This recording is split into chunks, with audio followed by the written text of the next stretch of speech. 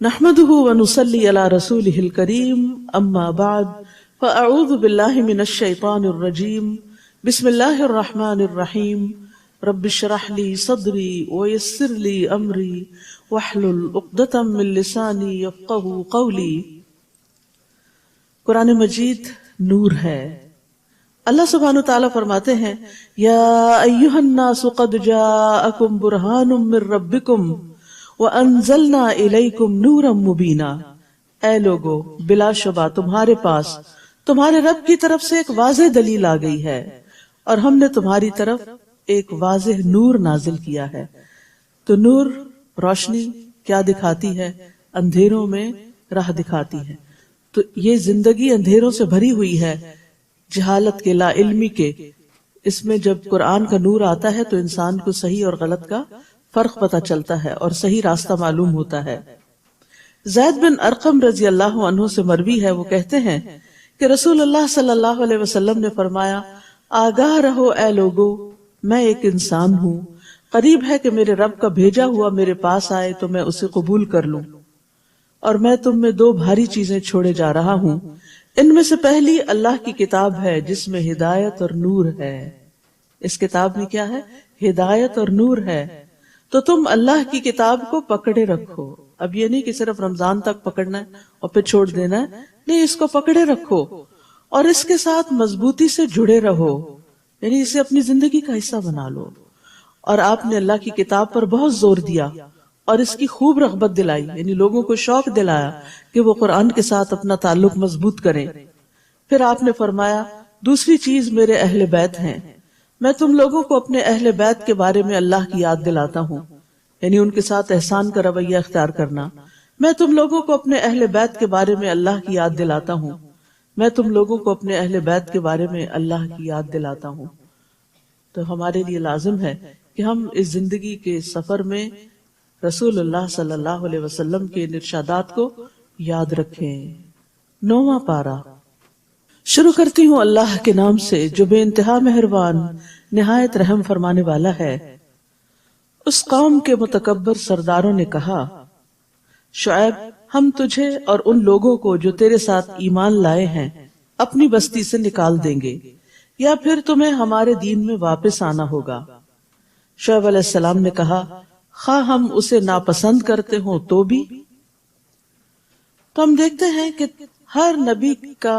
ہر نبی کی مخالفت اس قوم کے بڑے لوگوں نے کی، ایلیٹ کلاس نے کی، اور اس کی بنیادی وجہ کیا تھی کہ وہ اپنے آپ کو بڑا سمجھتے تھے۔ وہ سمجھتے تھے کہ اگر نبوت بھی آنی تھی تو اس کے حقدار ہم زیادہ تھے، ہمارے پاس یہ سب کچھ آنا چاہیے تھا، ہم لوگوں کو گائیڈ کرتے، اور اب چونکہ نبوت کسی اور کے پاس آ گئی ہے تو ہم اس کی پیروی کرنے والے نہیں۔ تو متکبر لوگوں کا طریقہ کار ایک ہی جیسا ہوتا ہے، وہ ناحق طریقے سے جھگڑا اور بحث کرتے ہیں، اور اگر اس پہ بے بس ہو جاتے ہیں تو دھمکیوں پہ اتر آتے ہیں۔ اور یہاں پر وہ دھمکیاں دے رہے ہیں کہ ہم تمہیں اپنی قوم سے نکال دیں گے، اپنے ملک سے نکال دیں گے، ہم تمہیں اپنے درمیان برداشت نہیں کرتے، اور جو تمہارے اوپر ایمان لے آئے ہیں ان کو بھی نکال دیں گے، یا پھر لازماً تمہیں ہماری ملت میں واپس آنا ہوگا، ہمارے طریقوں کو فالو کرنا ہوگا۔ تو شعیب علیہ السلام نے صرف اتنا کہا اولو کننا کارہین، کیا پھر بھی اگر ہم اسے ناپسند کرتے ہوں، کیونکہ اہل ایمان کے لیے ایمان کو چھوڑنا، دین کو چھوڑنا، دین کے طریقے کو چھوڑنا انتہائی ناپسندیدہ ہوتا ہے، اور جس شخص کو ایمان کی حلاوت ایک دفعہ نصیب ہو جاتی ہے پھر وہ ایمان کو ترک نہیں کرتا۔ انس رضی اللہ عنہ سے روایت ہے کہ نبی صلی اللہ علیہ وسلم نے فرمایا 3 باتیں جس کسی میں ہوں گی وہ ایمان کی مٹھاس پالے گا، یہ کہ اللہ اور اس کا رسول اس کے نزدیک ہر چیز سے زیادہ محبوب ہوں، اور یہ کہ آدمی جس کسی سے محبت کرے صرف اللہ کے لیے کرے، کوئی دنیا کا لالچ بیچ میں نہ ہو، اور یہ کہ کفر میں دوبارہ لوٹنے کو اس طرح ناپسند کرے جیسا کہ وہ آگ میں پھینکے جانے کو ناپسند کرتا ہے، یعنی اسلام سے پھر مرتد ہو کے کفر کی طرف جانا اس کے لیے ایسے ہی ہو جیسے جہنم میں جانا ہے۔ قد افترینا علی اللہ کذبا ان عدنا فی ملتکم بعد اذ نجانا اللہ منہا، اگر ہم تمہارے دین میں دوبارہ چلے جائیں تمہارے دین میں، کیونکہ انبیاء کا شرک والا دین کبھی نہیں رہا. تو اس کا مطلب یہ ہوگا کہ ہم نے اللہ پر جھوٹ باندھا تھا، یعنی جو کچھ ہم تمہیں کہہ رہے تھے وہ بالکل غلط بات تھی، جبکہ اللہ اس سے ہمیں نجات دے چکا ہے. ہم سے یہ ممکن نہ ہوگا کہ ہم اس میں دوبارہ چلے جائیں، الا یہ کہ ہمارے رب کی ایسی ہی مشیت ہو. ہمارے رب نے علم سے ہر چیز کا احاطہ کر رکھا ہے، ہم اللہ ہی پر بھروسہ کرتے ہیں. علی اللہ توکلنا ربنا افتح بیننا وبین قومنا بالحق وانت خیر الفاتحین. اور پھر دعا کی، اے ہمارے رب، ہمارے اور ہماری قوم کے درمیان انصاف سے فیصلہ کر دے، اور تو ہی سب سے بہتر فیصلہ کرنے والا ہے. یہاں پر ہم دیکھتے ہیں کہ ایک نبی بھی اپنے نیک عمل پر، اپنے ایمان پر غرور نہیں کرتے. انسان کو کبھی یہ نہیں سوچنا چاہیے کہ نیکی کی آج جس حالت پر میں ہوں یا ایمان کے جس درجے پر ہوں، بس یہ اس پر تو مجھے ہمیشگی حاصل ہو گئی. نہیں، الا یشاء اللہ، یہ اللہ ہی کے فضل سے ہوا، اور اس پر اس وقت تک قائم رہوں گا جب تک اللہ چاہے گا. تو انبیاء اور صالحین ہمیشہ سے یہ جانتے ہیں کہ ان کا دین پر ثابت قدم رہنا اللہ کی مشیت کی وجہ سے ہے، اس میں ان کا اپنا کوئی کمال نہیں. اگر آج ہم یہاں آ کر بیٹھے ہیں تو ہمارا کمال نہیں، ہمارے لیے یہ راستے اللہ سبحانہ تعالیٰ نے آسان کیے اور ہمارے دلوں کو اپنی کتاب کی طرف راغب کیا. اور یاد رکھیے، دل اللہ کے ہاتھ میں ہے. اسی لیے نبی صلی اللہ علیہ وسلم بکثرت یہ دعا مانگتے تھے، اور وہ اللہ کے رسول تھے. یا مقلب القلوب ثبت قلبی علی دینک، اے دلوں کے پھیرنے والے، میرے دل کو اپنے دین پر ثابت قدمی عطا فرما. تو ہم سب کو بھی اس راستے پر ثابت قدمی کی دعا کرنی چاہیے. تو ایک مرتبہ صحابہ نے عرض کیا، یا رسول اللہ صلی اللہ علیہ وسلم، ہم آپ پر اور آپ کی تعلیمات پر ایمان لائے ہیں، کیا آپ کو ہمارے متعلق کسی چیز سے خطرہ ہے کہ ہم پھر جائیں گے؟ آپ نے فرمایا، ہاں، کیونکہ دل اللہ عز و جل کی انگلیوں میں سے 2 انگلیوں کے درمیان ہے، وہ جیسے چاہتا ہے اسے بدل دیتا ہے. تو اس لیے انسان ہدایت پر ہوتے ہوئے بھی ڈرتا رہے کہ کہیں ایسا نہ ہو کہ کوئی ایسی چیز مجھے اس دین سے پھیرنے کا سبب بن جائے. خصوصاً جب انسان کو ایمان کی، دین کی، قرآن کے علم کی حلاوت محسوس ہونے لگتی تو وہ سب سے زیادہ قیمتی چیز اس کو سمجھتا ہے، اور اس پر قائم رہنے کی پھر دعا بھی کرتا ہے، اپنا کمال نہیں سمجھتا. یاد رکھیے، ایک لمحے میں دل پلٹ سکتے ہیں، ایمان سے کفر کی طرف الٹ سکتے ہیں. جبیر بن نفیر سے مروی ہے، وہ کہتے ہیں، میں حمص میں ابو درداء کے پاس ان کے گھر گیا تو وہ اپنی مسجد میں کھڑے نماز پڑھ رہے تھے. جب وہ تشہد میں بیٹھے تو نفاق سے اللہ عز و جل کی پناہ مانگنے لگے. جب انہوں نے سلام پھیرا تو میں نے ان سے کہا، اے ابو درداء، اللہ آپ کو معاف فرمائے، آپ کا نفاق سے کیا تعلق؟ آپ کو کیوں منافقت سے ڈر لگ رہا ہے؟ آپ اور نفاق کا کیا جوڑ؟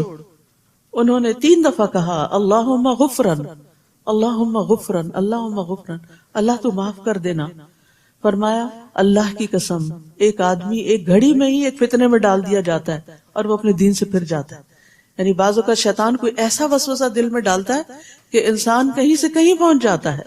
تو اس لیے بہت ضروری ہے کہ انسان اللہ تعالیٰ سے استقامت مانگتا رہے.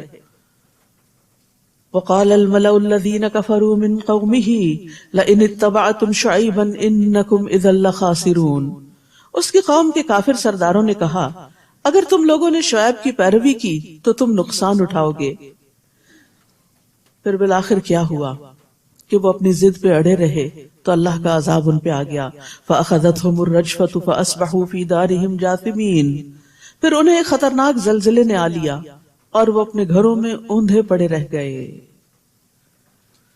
یعنی انہیں زلزلے نے آ پکڑا. انہوں نے شعیب علیہ السلام اور ان کے ساتھیوں کو دھمکایا تھا، ان کو شوق میں ڈالا تھا اور شہر سے نکال دینے کا پروگرام بنایا تھا.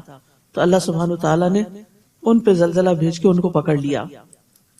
الذین کذبوا شعیبا، جن لوگوں نے شعیب علیہ السلام کو جھٹلایا تھا ان کی حالت یہ ہو گئی گویا وہ کبھی آباد ہی نہ ہوئے تھے. حالانکہ وہ بزنس والے لوگ تھے، بہت مالدار لوگ تھے، بہت کھاتے پیتے، بہت فلرشڈ تھے، لیکن سب بجھ کر رہ گئے. جنہوں نے شعیب علیہ السلام کو جھٹلایا تھا بالآخر وہی خسارے میں رہے، انہوں نے ہی نقصان اٹھایا. شعیب انہیں یہ کہتے ہوئے وہاں سے چلے گئے کہ اے میری قوم، میں نے تمہیں اپنے رب کا پیغام پہنچا دیا تھا اور ممکن حد تک میں تمہاری خیر خواہی کرتا رہا، تو اب میں ان لوگوں پر کیسے افسوس کروں جو انکار ہی کرتے رہے، مان کے ہی نہ دیے۔ اور ہم نے جب بھی کسی بستی میں کوئی نبی بھیجا تو وہاں کے رہنے والوں کو سختی اور تکلیف میں مبتلا کیا تاکہ وہ عاجزی کی روش اختیار کریں۔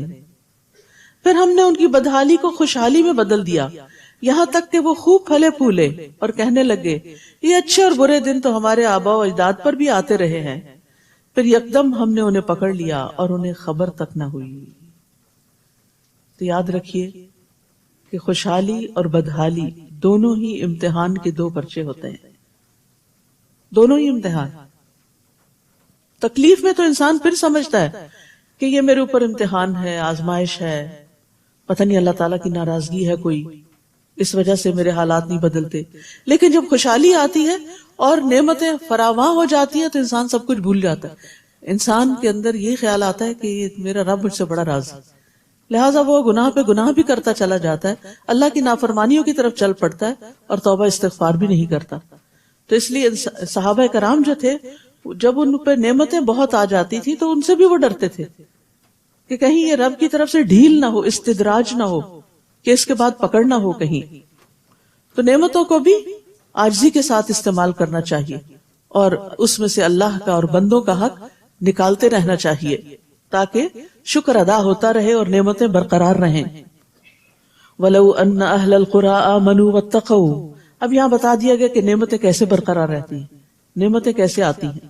اور اگر یہ بستیوں والے ایمان لاتے اور تقوی اختیار کرتے، دو چیزیں اللہ کو راضی کرنے والی، ایمان اور تقوی، تو ہم ان پر آسمان اور زمین کی برکات کے دروازے کھول دیتے، لیکن انہوں نے جھٹلا دیا، پھر ہم نے انہیں ان کے کرتوتوں کی پاداش میں دھر لیا۔ کیا یہ بستیوں والے اس بات سے نڈر ہو گئے ہیں کہ رات کے وقت ان پر ہمارا عذاب آ جائے اور وہ سوئے ہوئے ہوں، کہ آنکھ بھی نہ کھلے؟ اور یاد رکھیے اچانک پکڑ یہ عذاب کی علامت ہوتی ہے۔ یا وہ اس بات سے نڈر ہو گئے ہیں کہ چاشت کے وقت ان پر ہمارا عذاب آئے اور وہ کھیل رہے ہوں، یعنی ہسل بسل شروع ہو گئی ہو، لوگ اپنے کاموں کے لیے بھاگ دوڑ کر رہے ہوں، یعنی کسی بھی وقت آ سکتا ہے، کسی بھی وقت پکڑ ہو سکتی ہے۔ کیا یہ لوگ اللہ کی چال سے بے خوف ہو گئے ہیں؟ حالانکہ اللہ کی چال سے وہی قوم بے خوف ہوتی ہے جو نقصان اٹھانے والی ہو۔ یعنی اللہ سبحانہ تعالیٰ کا ان کے خلاف چال چلنا کیا ہے کہ ان کو پہلے مہلت دے، ڈھیل دے، ان پر دنیا کی زندگی کے انعامات عام کر دے اور پھر اچانک رسی کھینچ لے۔ حسن بصری کہتے ہیں مومن نیک کام کرتے ہوئے بھی ڈرتا، لرزتا اور خوف کھاتا ہے۔ ہم سب کو اپنے بارے میں سوچنا چاہیے کہ نیکی کرتے ہوئے، نماز پڑھتے ہوئے، خیرات کرتے ہوئے، کسی کی مدد کرتے ہوئے ہمارے دل کا حال کیا ہوتا ہے۔ مومن نیک کام کرتے ہوئے بھی ڈرتا، لرزتا اور خوف کھاتا ہے، اور فاجر گناہ کے کام کرتے ہوئے بھی امن اور سکون میں ہوتا ہے، بڑی بڑی نافرمانیاں کر کے بھی بڑا خوش ہوتا ہے۔ رسول اللہ صلی اللہ علیہ وسلم نے فرمایا بے شک مومن اپنے گناہوں کو ایسے دیکھتا ہے جیسے وہ کسی پہاڑ کے نیچے بیٹھا ہو، یعنی گناہ اس کو پہاڑ کی طرح نظر آتے ہیں اور اسے یہ خطرہ ہو کہ یہ پہاڑ اس کے اوپر نہ گر جائے، جبکہ فاسق اپنے گناہوں کو اس طرح دیکھتا ہے جیسے کوئی مکھی اس کی ناک میں بیٹھی اور اس نے ہاتھ کے اشارے سے اڑا دیا، یعنی اس کو گناہ سے کوئی ڈر نہیں لگتا اور کوئی اس کو برا نہیں لگتا، اسی لیے تو توبہ نہیں کرتا۔ جو لوگ ان بستیوں کے ہلاک ہونے کے بعد زمین کے وارث ہوئے، کیا انہیں یہ رہنمائی نہیں ملی کہ اگر ہم چاہیں تو ان کے گناہوں کے بدلے ان پر بھی مصیبت ڈال سکتے ہیں اور ان کے دلوں پر مہر بھی کر سکتے ہیں کہ وہ سن ہی نہ سکیں؟ تو یہ گناہوں کے دو نتائج بتائے گئے کہ ان پہ مصیبت آئے اور دل سخت ہو جائیں۔ تو اس لیے انسان کو ساتھ ساتھ توبہ کرتے رہنا چاہیے، جہاں پسلے، جہاں غلطی ہوئی، جہاں بھٹکے، اللہ سبحانہ تعالیٰ کی طرف راغب ہوئے۔ تلک القری نقص علیک من انبائها، یہ بستیاں ہیں جن کے احوال ہم نے آپ سے بیان کر دیے ہیں، ان کے پاس ان کے رسول واضح دلائل لے کر آئے تھے، مگر جس بات کو وہ پہلے جھٹلا چکے تھے اس پر ایمان لانا انہوں نے مناسب نہ سمجھا۔ اسی طرح اللہ کافروں کے دلوں پر مہر لگا دیتا ہے۔ ان میں اکثر لوگ ایسے تھے جن میں ہم نے عہد کا لحاظ نہ پایا اور ان میں سے اکثر کو فاسق ہی پایا۔ یعنی کمٹمنٹ نہیں کی، دین کی کوئی بات کبھی اختیار کی بھی تو اس پر ثابت قدمی اختیار نہیں کی. ثم بعثنا من بعدهم موسى بآياتنا إلى فرعون وملئه فظلموا بها فانظر كيف كان عاقبة المفسدين. ان کے بعد ہم نے موسیٰ علیہ السلام کو اپنے معجزات دے کر فرعون اور اس کے درباریوں کی طرف بھیجا، مگر انہوں نے بھی ہمارے معجزات سے ناانصافی کی. پھر دیکھ لو فساد کرنے والوں کا کیا انجام ہوا. تو یہاں سے آخر تک ایک طویل قصہ آئے گا موسیٰ علیہ السلام کا، اور اس میں دیکھنے کو کہا گیا ہے فانظر، غور کرو، دیکھو، کیف کان عاقبۃ المفسدین، کہ فسادیوں کا انجام کیسے ہوا. یعنی جو لوگ زمین میں فساد کرتے ہیں، تکبر کرتے ہیں، اپنے آپ کو بڑا سمجھ کر دوسروں کے اوپر ظلم ڈھاتے ہیں، ناانصافیاں کرتے ہیں، پھر بالآخر ایک دن ان کا انجام کیسے ہوتا ہے. وقال موسیٰ یا فرعون انی رسول من رب العالمین. موسیٰ نے فرعون سے کہا میں یقیناً اللہ رب العالمین کا رسول ہوں، میرے شایان شان یہی ہے کہ میں اللہ کے متعلق وہی بات کروں جو سچی ہو. میں تمہارے پاس تمہارے رب کی طرف سے معجزات لے کر آیا ہوں، یعنی وہ تمہارا بھی رب ہے، لہٰذا بنی اسرائیل کو میرے ساتھ روانہ کر دو. یعنی جو ان کو غلام بنا رکھا ہے ان کو اس غلامی سے نجات دے دو. تو موسیٰ علیہ السلام کی دعوت کے دو بڑے نکات تھے، ایک تو ان کو اللہ کی طرف بلانا قوم فرعون کو، اور دوسرے بنی اسرائیل کو غلامی سے نجات دلانا. فرعون نے کہا اگر تو سچا ہے تو کوئی معجزہ لے کر آیا ہے تو اس کو پیش کر. چنانچہ موسیٰ علیہ السلام نے اپنا عصا ڈال دیا تو وہ فوراً ہو بہو ایک اژدہا بن گیا، بہت بڑا سانپ بن گیا، اور بغل سے اپنا ہاتھ نکالا تو وہ دیکھنے والوں کو چمکدار دکھائی دینے لگا. فرعون کی قوم کے سرداروں نے کہا یہ تو بڑا ماہر جادوگر ہے، وہ چاہتا ہے کہ تمہیں تمہارے ملک سے نکال دے، اب تم کیا مشورہ دیتے ہو؟ پھر انہوں نے فرعون سے کہا کہ موسیٰ اور اس کے بھائی کے معاملے کو التوا میں رکھو اور شہروں میں اپنے آدمی بھیج دو جو ہر ماہر جادوگر کو اکٹھا کر کے تیرے پاس لے آئے. چنانچہ جادوگر فرعون کے پاس آ گئے اور کہنے لگے اگر ہم غالب رہے تو ہمیں کچھ صلہ بھی ملے گا. انتہائی معذرت کے ساتھ بچوں کا ایریا پچھلا ہے، پیچھے والا ہے، کیونکہ دوسرے لوگ سن نہیں پاتے. تو بہت ہمبل ریکویسٹ ہے میری کہ مدرس بچے لے کر پیچھے والے حصے میں چلے جائیں، اس ڈور کے وہاں بھی آواز آ رہی. چنانچہ جادوگر فرعون کے پاس آ گئے اور کہنے لگے اگر ہم غالب رہے تو ہمیں کچھ صلہ بھی ملے گا. نبی جو ہوتا ہے وہ قوم کا خیر خواہ ہوتا ہے، وہ لوگوں سے کوئی اجر و ثواب نہیں چاہتا، یعنی لوگوں سے کوئی بدلہ نہیں چاہتا، اس کا اجر و ثواب اللہ کے ذمہ ہوتا ہے. اس کے برعکس جادوگر جادو کا کاروبار کیوں چلاتے ہیں؟ تاکہ دنیا کما سکے. اسی لیے جب وہ فرعون کے پاس جب موسیٰ علیہ السلام آئے تو انہوں نے ان کو اللہ کا پیغام سنایا اور کسی اجر کی توقع نہیں رکھی، لیکن جادوگر آئے تو انہوں نے انعام مانگا کہ اچھا موقع ہے، آج فرعون کو ہماری ضرورت پڑی ہے تو اس سے کچھ بھرپور فائدہ اٹھایا جائے. چنانچہ جادوگر فرعون کے پاس آ گئے اور کہنے لگے اگر ہم غالب رہے تو ہمیں کچھ صلہ بھی ملے گا. فرعون نے کہا ہاں، اور میرے دربار میں منصب بھی ملیں گے. پھر مقابلے کے وقت جادوگر کہنے لگے موسیٰ تم ڈالتے ہو یا ہم ڈالیں؟ موسیٰ نے کہا تم ہی ڈالو. پھر جب انہوں نے اپنی رسیاں وغیرہ پھینکی تو انہوں نے لوگوں کی آنکھوں پر جادو کر دیا اور انہیں دہشت زدہ کر دیا اور بڑا زبردست جادو بنا لائے. تو یہاں پر موسیٰ علیہ السلام نے جادوگروں کو پہل کا موقع دیا، پہل کرنے کا موقع دیا کہ تم پہلے کرو. اس کی کیا حکمت تھی؟ اصل بات تو اللہ ہی بہتر جانتا ہے، لیکن یہ کہ موسیٰ علیہ السلام دیکھنا چاہتے تھے کہ جادوگر زیادہ سے زیادہ کیا کرتے ہیں، ان کی کارکردگی پہ غور کرنا چاہتے تھے، اور پھر یہ بھی کہ جب یہ اپنی چالاکیوں سے فارغ ہو جائیں تو پھر موسیٰ علیہ السلام ان کے اوپر حملہ آور ہوں. اور ویسے بھی یہ کہ حق جب آخر میں آئے گا تو دلوں پر اثر انداز بھی ہوگا. ہم نے موسیٰ کی طرف وحی کی کہ اب تو بھی اپنا عصا ڈال دے. عصا کا پھینکنا تھا کہ وہ اژدہا بن کر فوراً ان کے جھوٹے شوبدے کو نگلنے لگا، اور یہ حکمت نظر آتی ہے کہ سارا جادو ختم ہو گیا. چنانچہ حقیقت ثابت ہو گئی اور جو کچھ ان جادوگروں نے بنایا تھا وہ ملیا میٹ ہو گیا. یہ جو آیتیں ہیں فَلَمَّا أَلْقَوْا قَالَ مُوسَى مَا جِئْتُمْ بِهِ السِّحْرُ، اور یعنی سورۃ یونس کی 81 اور 82، اور پھر سورۃ الاعراف کی 118 سے 122، اور سورۃ طٰہٰ کی 69 آیت، اور یہ آیت یہاں سے فوقع الحق وبطل ما كانوا يعملون. یہ اگر کسی کے اوپر شک ہے آپ کو کہ اس پہ جادو ہے تو ایک برتن میں پانی ڈال کے ان پہ یہ آیات پڑھی جائیں اور پھر مسحور کے سر پہ بہا دیا جائے تو اس کو افاقہ ہوتا ہے. فوقع الحق وبطل ما كانوا يعملون فغلبوا هنالك وانقلبوا صاغرين. فرعون اور اس کے ساتھی اس مقابلے میں مغلوب ہوئے اور وہ ذلیل و خوار ہو کے پلٹے، اور جادوگر بے اختیار سجدے میں گر پڑے. حق نظر آ گیا تھا نا ان کو، اور کہنے لگے ہم رب العالمین پر ایمان لائے جو موسیٰ اور ہارون کا رب ہے. فرعون نے انہیں کہا، اب آپ دیکھیے پھر دو گروہ ہو گئے. فرعون نہیں مانا، ضد میں ہے، لیکن جادوگر جن کا جادو ملیا میٹ ہوا، عاجز ہوئے، وہ مان گئے کہ یہ جادو نہیں ہے جو موسیٰ کے پاس ہے علیہ السلام، یہ حق ہے، لہذا وہ حق کے آگے جھک گئے. تو ایک سچا انسان جو ہوتا ہے، چاہے وہ زندگی گناہوں میں ہی بسر کر رہا ہو، لیکن جب حق اس کے سامنے آتا ہے تو اس کو فوراً قبول کر لیتا ہے، اس کے سامنے اکڑتا نہیں، ضد نہیں کرتا، وہ شیطان کی روش اختیار نہیں کرتا، وہ آدم علیہ السلام کی طرح اپنی غلطی کا اعتراف کر لیتا ہے. فرعون نے انہیں کہا قبل اس کے کہ میں تمہیں اجازت دیتا تم موسیٰ پر ایمان لے آئے.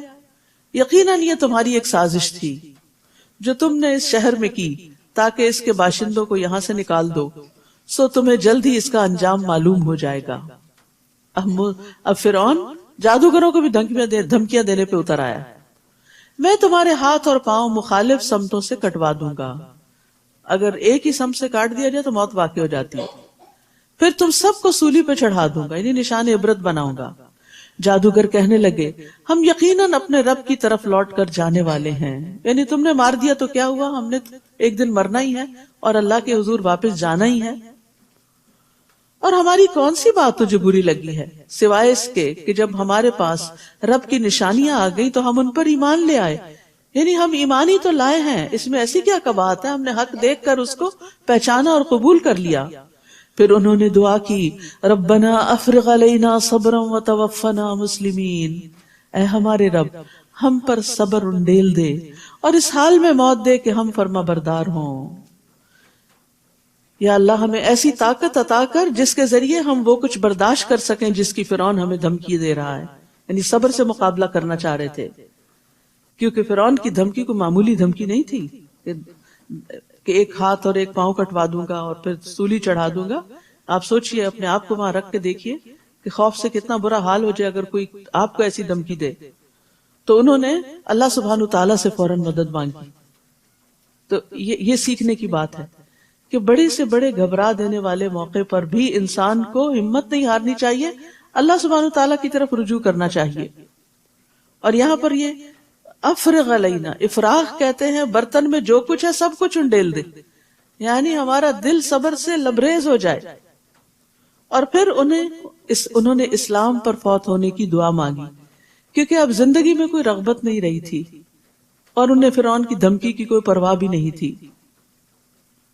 ان کا مقصد کیا تھا کہ آخرت میں نجات پا جائیں، جو کچھ اللہ کے پاس ہے اسے حاصل کرنے میں کامیاب ہو جائیں. اور ان باتوں سے فرعون اور ذلیل ہو گیا اور اس کی دھمکیاں بیکار ہو گئیں. یہاں پر سچے مومنوں کا، اب آپ دیکھیے وہ جو پیچھے بات ہوئی تھی نا کہ لمحے میں دل پلٹ جاتے ہیں، یہ اس کی عملی مثال ہے.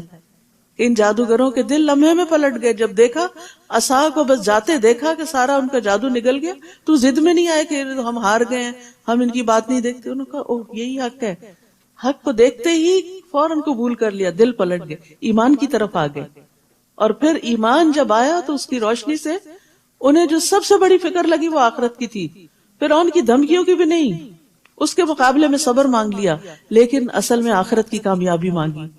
اصل ایمان ہی اس شخص کا سچا ہے جس کو اپنی آخرت کی فکر ہوتی ہے کہ کسی بھی میرے کام کا انجام وہاں کیا ہوگا، آگے کیا بنے گی، جو ہمیشہ کی زندگی ہے. وقال الملأ من قوم فرعون اتذر موسى وقومه ليفسدوا في الارض، اور فرعون کی قوم کے سردار فرعون سے کہنے لگے کیا تو موسیٰ اور اس کی قوم کو یوں ہی چھوڑ دے گا کہ زمین میں فساد مچاتے پھریں. اور تجھے اور تیرے معبودوں کو چھوڑ دیں. وہ کہنے لگا میں ان کے بیٹوں کو مروا ڈالوں گا. اور بنی اسرائیل کو اور دھمکی, اور ان کی عورتوں کو زندہ رہنے دوں گا, اور ہمیں ان پر پوری قدرت حاصل ہے. موسیٰ نے اپنی قوم سے کہا استعینوا باللہ واصبروا, اللہ سے مدد مانگو اور صبر کرو. سبحان اللہ, وہی بات جو جادوگروں نے جو ایمان لے آئے تھے کہی, اور یہاں بھی وہی ایمان اور صبر کی بات ہے. اللہ سے مدد مانگنے کی بات ہے اور صبر کرنے کی. یاد رکھیے ہر مشکل چھوٹی ہو یا بڑی, سب سے پہلے ہمارے دل میں اللہ سبحانہ وتعالی کا خیال آنا چاہیے اور اس سے دعا کرنی چاہیے, اور مشکل کا مقابلہ کرنے کے لیے اللہ سے مدد مانگنی چاہیے. سورۃ البقرہ میں بھی ہم نے پڑھا کہ وَاسْتَعِینُوا بِالصَّبْرِ وَالصَّلَاةِ, تو صلاۃ جو ہے دعا, نماز, یہ اللہ سے دعا مانگنے کا بہترین ذریعہ ہے. مجھے اچھی طرح یاد ہے کہ میری والدہ کی وفات ہوئی تو ان کو پہلی نظر میں جب فوت ہوئے میں نے دیکھا تو دل بیٹھ گیا, لیکن فوراً مجھے یہی آیتیں یاد آئیں کہ وَاسْتَعِینُوا بِالصَّبْرِ وَالصَّلَاةِ, اور پہلا کام میں نے یہی کیا کہ فوراً نماز پڑھی. اور آپ یقین کریں کہ نماز سے پہلے اور بعد کے دل کی حالت میں زمین اور آسمان کا فرق تھا. دل ٹھہر گیا, ایک سکینت نازل ہونے لگی, اور اس کے بعد کے سارے مرحلے آسان ہو گئے. یہ نہیں کہ آنکھوں میں آنسو نہیں آتے تھے, لیکن بے قراری کی کیفیت چلی گئی. تو وفات ہو کسی کی, کوئی چوری ہو, کوئی نقصان ہو, کچھ ہو, جب انسان اللہ سبحانہ تعالیٰ کی طرف راغب ہو جاتا ہے تو حالات تو نہیں بدلتے لیکن دل بدل جاتا ہے. باہر تو وقت کے ساتھ ہی تبدیلی آئے گی, لیکن اندر کی تبدیلی انسان کو اسٹرانگ کر دیتی ہے, پرسکون کر دیتی ہے. اور جب آپ پرسکون ہوتے ہیں تو پھر ہوش و حواس سے سارے فیصلے کرتے ہیں. ورنہ عموماً انسان ایسے مواقع پہ جذباتی ہو کے, ٹچی ہو کے ایک دوسرے سے لڑ جھگڑ پڑتا ہے, چھوٹی چھوٹی باتوں پر چیخنا چلانا شروع کر دیتا ہے, جو کہ اللہ تعالیٰ کو ناراض کرنے والی بات ہے. تو ہر غم, ہر دکھ, ہر تکلیف کے موقع پر اللہ سے مدد مانگو, نماز پڑھو اور صبر اختیار کرو, اور صبر کی دعا بھی کرو. ربنا افرغ علینا صبر, اللہ انڈیل دے صبر, کیونکہ دل کی بے قراری صبر کے آنے کے بعد ہی درست ہوتی ہے. فرمایا یہ زمین اللہ کی ہے, وہ اپنے بندوں میں سے جسے چاہے اس کا وارث بنا دے, اور انجام خیر تو پرہیزگاروں ہی کے لیے ہے, تقوی والوں ہی کے لیے ہے, عاقبت انجام تو متقی کے لیے ہی بہتر ہے.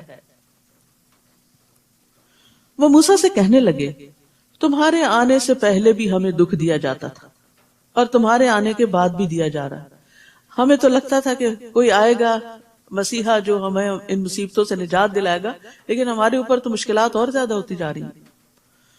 موسیٰ نے جواب دیا ان قریب تمہارا رب تمہارے دشمن کو ہلاک کر دے گا, تسلی دی انہیں, اور اس سرزمین میں تمہیں خلیفہ بنا دے گا, پھر دیکھے گا کہ تم کیسے عمل کرتے ہو. یعنی یہ مشکل تو ٹل جائے گی, لیکن جب خوشحالی آئے گی تو پھر بھی ایک آزمائش ساتھ آئے گی, اور وہ کیا کہ تم کرتے کیا ہو.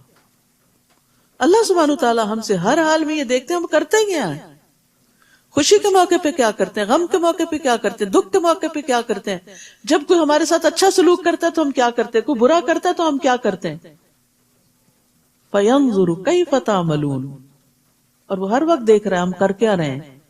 تو ہم سب کو اپنے عمل کی فکر ہونی چاہیے کہ ہمارے ری ایکشنز کیا ہیں, ڈفرنٹ سچویشنز میں ہم کس طرح ری ایکٹ کر رہے ہیں, اور یہی ہمارا عمل ہوتا ہے, اور اسی پر ہماری جزا یا سزا لکھی جاتی ہے. پھر ہم نے آل فرعون کو کئی سال تک قحط اور پیداوار کی کمی میں مبتلا رکھا کہ شاید وہ کوئی سبق حاصل کرے. جب اتنا بڑا معجزہ دیکھ کے بھی نہیں مانے تو ابھی مزید بھی ڈھیل دی گئی, کئی سال اور دیے گئے شاید سمجھ جائیں. ویسے اللہ سبحانہ تعالیٰ کا حوصلہ ہے کہ ایسے لوگوں کو برداشت کرنا. ہم ہو اور ہمارے پاس طاقت ہو تو ہم اپنے مخالفوں کو ایک لمحے میں نیست و نابود کر دیں. یہ تو بے بسی ہے نا کہ پھر انسان صبر کر جاتا ہے, لیکن اللہ سبحانہ تعالیٰ واقعی الصبور ہے, انتہا درجے کا صبر کرنا, الحلیم ہے, بے حد برداشت کرنے والا ہے, بردبار ہے. تو پھر اب قوم فرعون کا ایک اور امتحان ہوا, قحط سالی اور خشک سالی, یعنی پیداوار آسمانی آفتوں سے ہلاکت ہو جاتی, پیداوار آسمانی آفتوں سے ہلاک ہو جاتی، یعنی فصلیں ماری جاتی، اور پھر کچھ اگتا نہیں. یہ سب کچھ کس لیے تھا؟ لعلہم یذکرون، شاید کہ وہ نصیحت حاصل کریں، کیونکہ سختیاں، تکلیفیں، آزمائشیں انسان کا دل نرم کرتی ہیں، انسان کے اندر جھکاؤ آتا ہے، اور اللہ سبحانہ تعالیٰ کے پاس جو کچھ اجر و ثواب ہے اور جنت میں جو کچھ موجود ہے، سختی کے وقت انسان اس کی طرف راغب ہوتا ہے. جب دنیا والے دل توڑتے ہیں نا، جب دنیا سے انسان ٹھکرایا جاتا ہے تو پھر انسان اللہ کی طرف راغب ہوتا ہے، اور جب دنیا اس سے چھن جاتی ہے تو انسان جنت کی نعمتوں کو یاد کرتا ہے، اور اگر دنیا ہی جنت بن جائے تو اصل جنت بھول جاتی ہے انسان کو. فَإِذَا جَاءَتْهُمُ الْحَسَنَةُ قَالُوا لَنَا هَٰذِهِ، پھر جب انہیں کوئی بھلائی پہنچتی تو کہتے کہ ہم اسی کے مستحق تھے، ہم اتنے قابل لوگ ہیں، یہ ہمیں ملنی چاہیے تھی. اور جب کوئی تکلیف پہنچتی تو اسے موسیٰ اور اس کے ساتھیوں کی نحوست بتلاتے، یہ تمہاری وجہ سے ہمارے ساتھ یہ سب کچھ ہو رہا ہے. حالانکہ نحوست تو اللہ کے ہاں ان کی اپنی تھی، ان کے اپنے گناہوں کی وجہ سے ان پر نحوست طاری تھی، لیکن ان میں سے اکثر لوگ یہ بات سمجھتے نہ تھے. تو یاد رکھیے، نعمت ملنے کو کبھی بھی اپنا کمال نہ سمجھیں،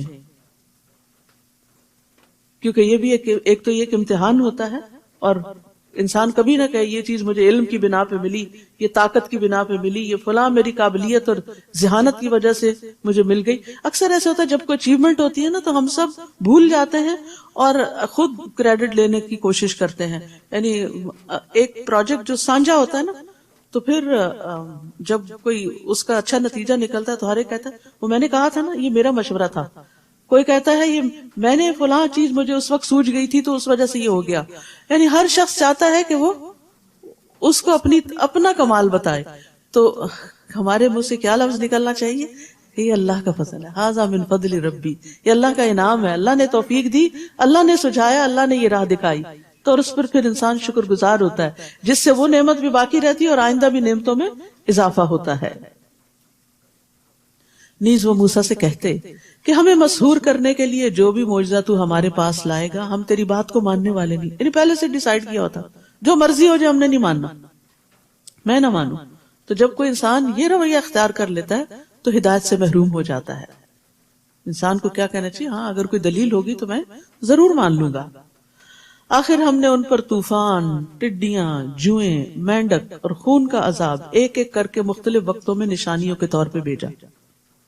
اب دیکھیے کہ طوفان عذاب ہوتے ہیں، گھر تباہ ہو جاتے ہیں، فصلیں تباہ ہو جاتی ہیں. ٹڈی دل جو ہوتے ہیں یہ فصلوں کو تباہ کر دیتے ہیں. جوئیں نفرت انگیز چیز ہوتی ہیں کہ انسان کی نیند، سکون حرام کر دیتی ہیں اور ایک گندگی کا سمبل ہوتی ہیں. مینڈک ان کے کھانوں میں، ان کے گھروں میں، ان کے بستروں میں ہر جگہ اچلتے پھرتے تھے. خون کا عذاب ایک تو یہ کہ ان کے پانی میں خون مل گیا، دوسرے یہ کہا جاتا ہے کہ ان کو نکسیر کی بیماری لاحق ہو گئی، کہ ناک سے خون گرتا رہتا تھا. تو یہ مختلف عذاب وقتاً فوقتاً ان کے اوپر آئے، پھر بھی وہ اکڑے ہی رہے. استغفر اللہ، کیسے سخت دل لوگ تھے کہ کسی مصیبت پہ جھکے نہیں، کیونکہ وہ تھے ہی مجرم لوگ.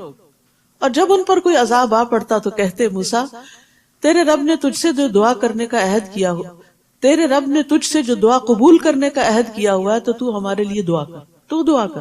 بنی اسرائیل بھی موسیٰ علیہ السلام سے دعا کرواتی اور فرعونی بھی کہتے تو دعا کر، خود نہیں راغب ہوتے. خود دعا کرنا سب سے افضل ہوتا ہے، کیونکہ انسان کا اپنے رب کے ساتھ ایک تعلق مضبوط ہوتا ہے اور یہ عبادت کا نچوڑ ہے، یہ عبادت کی قسم ہے. تو وہ دعا کرواتے اگر تو ہم سے عذاب کو دور کر دے گا تو ہم یقیناً تجھ پر ایمان لے آئیں گے اور بنی اسرائیل کو تیرے ساتھ روانہ کر دیں گے، یعنی کو آزاد کر دیں گے.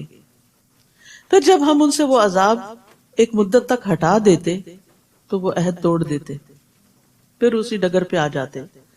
آخر کار ہم نے ان سے انتقام لیا اور انہیں سمندر میں غرق کر دیا، ڈبو دیا، کیونکہ وہ ہماری آیات کو جھٹلاتے اور ان سے لاپرواہی برتتے تھے، غفلت وَكَانُوا عَنْهَا غَافِلِينَ. یعنی ان کو ڈبونے کی وجہ کیا تھی؟ ایک تو آیات کی تکذیب اور دوسرے غفلت، یعنی کسی چیز کو یاد کرنے سے ذہن کا بہک جانا اور یہاں جان بوجھ کے غفلت اختیار کرنا. یعنی انہوں نے آیات میں غور و فکر کرنے سے روگردانی کی، اور جو نشانیاں اللہ نے بھیجی تھی موسیٰ علیہ السلام کے ذریعے ان کے اوپر توجہ نہ دی، اور ان کے برے کانسیکوینسز جو تھے ان کو کچھ نہ سمجھا۔ پھر ہم نے ان کا وارث ان لوگوں کو بنایا جو کمزور سمجھے جاتے تھے۔ وہ کون تھے؟ بنی اسرائیل۔ اور اس سرزمین کا وارث بھی بنایا جس کے مشرق و مغرب میں ہم نے برکت رکھی ہوئی ہے، فلسطین۔ اور بنی اسرائیل کے حق میں آپ کے رب کا اچھا وعدہ پورا ہو گیا، اور بنی اسرائیل کے حق میں آپ کے رب کا اچھا وعدہ پورا ہو گیا کیونکہ انہوں نے صبر کیا تھا۔ بما صبروا، حدیث میں آتا ہے وَعْلَمْ أَنَّ النَّصْرَ مَعَ الصَّبْرِ، جان رکھو کامیابی صبر کے ساتھ، صبر کے ساتھ۔ صبر کیا ہے؟ ٹھہر جانا، رک جانا، منفی ری ایکشن سے بچنا۔ اور فرعون اور اس کی قوم جو کچھ عمارتیں بناتے اور انگوروں کے باغ بیلوں پہ چڑھاتے تھے سب کو ہم نے تباہ کر دیا۔ کوئی ان کی دیکھ بھال کرنے والا ہی نہ رہا، سارے ڈوب گئے، کوئی ان کی زبان پڑھنے والا نہ رہا۔ اب ہزاروں سال کے بعد اس کو کنفیگر کیا جا رہا ہے کہ یہ کیا ان کی لکھائیاں تھی، کیا لکھا ہوا ہے، کہ یہ سب کچھ کس چیز کا سمبل ہے، کیونکہ کوئی بھی نہ بچا کہ جو اس ورثے کو سنبھالتا۔ وَجَاوَزْنَا بِبَنِي إِسْرَائِيلَ الْبَحْرَ فَأَتَوْا عَلَىٰ قَوْمٍ يَعْكُفُونَ عَلَىٰ أَصْنَامٍ لَهُمْ، اور جب ہم نے بنی اسرائیل کو سمندر سے پار اتارا تو وہ ایک ایسی قوم کے پاس آئے جو اپنے بتوں کی عبادت میں لگے ہوئے تھے۔ کہنے لگے موسیٰ ہمیں بھی ایک ایسا الہ بنا دو جیسے ان لوگوں کا الہ ہے۔ موسیٰ نے کہا تم بڑے جاہل لوگ ہو، بہت ناسمجھ ہو، اللہ نے تمہیں فرعون جیسے ظالم سے نجات دی اور تم وہاں سے نکل کے آزاد ہو کے اللہ ہی کے ساتھ ناانصافی کر رہے ہو، شرک کرنے لگے ہو۔ ایسا کیوں کہا تم نے؟ اصل میں بنی اسرائیل اگرچہ مسلمان قوم تھی لیکن طویل عرصے تک فرعونیوں کی غلامی کی وجہ سے ان کی معاشرت سے متاثر ہو چکی تھی، ان کے طریقہ عبادت وغیرہ سے۔ تو ان کے ہاں گائے کی پوجا ہوتی تھی، تو انہوں نے بھی کہا کہ ہمیں بھی ایسا ہی کوئی بت بنا دیا جائے۔ اور یہاں پر موسیٰ علیہ السلام نے ان کو کہا انکم قوم تجہلون، کہ سب سے بڑی جہالت اپنے اصل خالق، اپنے الہ، اپنے معبود سے بے خبری ہے، لا علمی ہے۔ یعنی ایک شخص کتنا بھی پڑھا لکھا ہو لیکن اپنے کریٹر کو، اپنے پیدا کرنے والے کو، اپنے مالک کو، اپنے رازق کو نہیں پہچانتا تو وہ جاہل ہے۔ اور پھر اس کے ساتھ اگر کسی اور کو الہ بناتا ہے تو یہ بہت بڑا ظلم ہے۔ سب سے عظیم گناہ، بڑا گناہ خالق کے ساتھ شریک ٹھہرانا ہے۔ عبداللہ بن مسعود نے بیان کیا میں نے نبی صلی اللہ علیہ وسلم سے پوچھا اللہ کے نزدیک کون سا گناہ سب سے بڑا ہے؟ آپ نے فرمایا یہ کہ تم اللہ کے ساتھ کسی کو برابر ٹھہراؤ حالانکہ اللہ ہی نے تم کو پیدا کیا۔ میں نے عرض کیا واقعی یہ تو بہت بڑا گناہ ہے۔ پھر فرمایا ان ہؤلاء متبر ما هم فیہ وباطل ما كانوا يعملون، یہ لوگ جس کام یعنی بت پرستی میں لگے ہوئے ہیں برباد ہونے والا ہے، اور جو کچھ وہ کر رہے ہیں سراسر باطل ہے، اس کا کوئی نتیجہ نہیں نکلنے والا، یعنی کوئی فائدہ نہیں ہونے والا اس سے۔ پھر کہا کیا میں اللہ کے علاوہ تمہارے لیے کوئی اور الہ تلاش کروں حالانکہ اس نے تمہیں تمام جہان والوں پر فضیلت بخشی، اس کے تو تم پر انعامات ہیں اور تم اس کو چھوڑ کے کسی اور کی طرف راغب ہوتے ہو۔ کتنا بڑا ظلم۔ انسانوں میں سے بھی اگر کوئی ہمارا محسن ہو اور ہم اس کو چھوڑ کے کسی اور کا شکریہ ادا کریں تو یہ بڑے زیادتی والی بات ہے۔ وَلِلَّهِ الْمَثَلُ الْأَعْلَىٰ، اللہ کا تو حق ہی بہت بڑا ہے کہ انسان اس کو چھوڑ کے کسی اور کی طرف راغب ہو۔ اور اے بنی اسرائیل وہ وقت یاد کرو جب ہم نے تمہیں فرعونیوں سے نجات دی، وہ تمہارے بیٹوں کو مار ڈالتے تھے اور تمہاری عورتوں کو زندہ رہنے دیتے تھے، اور اس میں تمہارے لیے تمہارے رب کی طرف سے ایک بڑی آزمائش تھی، بڑا مشکل کڑا وقت تھا تم پر۔ اور ہم نے موسیٰ سے 30 راتوں کا وعدہ کیا، پھر اسے 10 مزید راتوں سے پورا کیا، تو اس کے رب کی مقرر مدت 40 راتیں پوری ہو گئی۔ اور جاتے وقت موسیٰ نے اپنے بھائی ہارون سے کہا تم میری قوم میں میرے خلیفہ بنو، اصلاح کرتے رہنا اور فساد کرنے والوں کی راہ پہ نہ چلنا۔ موسیٰ علیہ السلام کو ساری قوم ہر طرح کی چیزوں سے آئسولیٹ کر کے اللہ تعالیٰ پہاڑ پہ لے گئے تھے، انہیں تورات دینا تھی۔ علم حاصل کرنے کے لیے یکسوئی بڑی ضروری ہے۔ مثلا اگر آپ نے اپنا چیٹ بھی کھولی ہوئی ہے اور ادھر سے کوئی لیکچر بھی لگایا ہوا ہے اور چل پھر کے کبھی کچھ کسی سے باتیں شروع کر دیتے ہیں اور کچھ کہتے ہیں ہاں میں بڑا علم حاصل کر رہی ہوں، تو یہ علم حاصل کرنا نہیں ہوتا.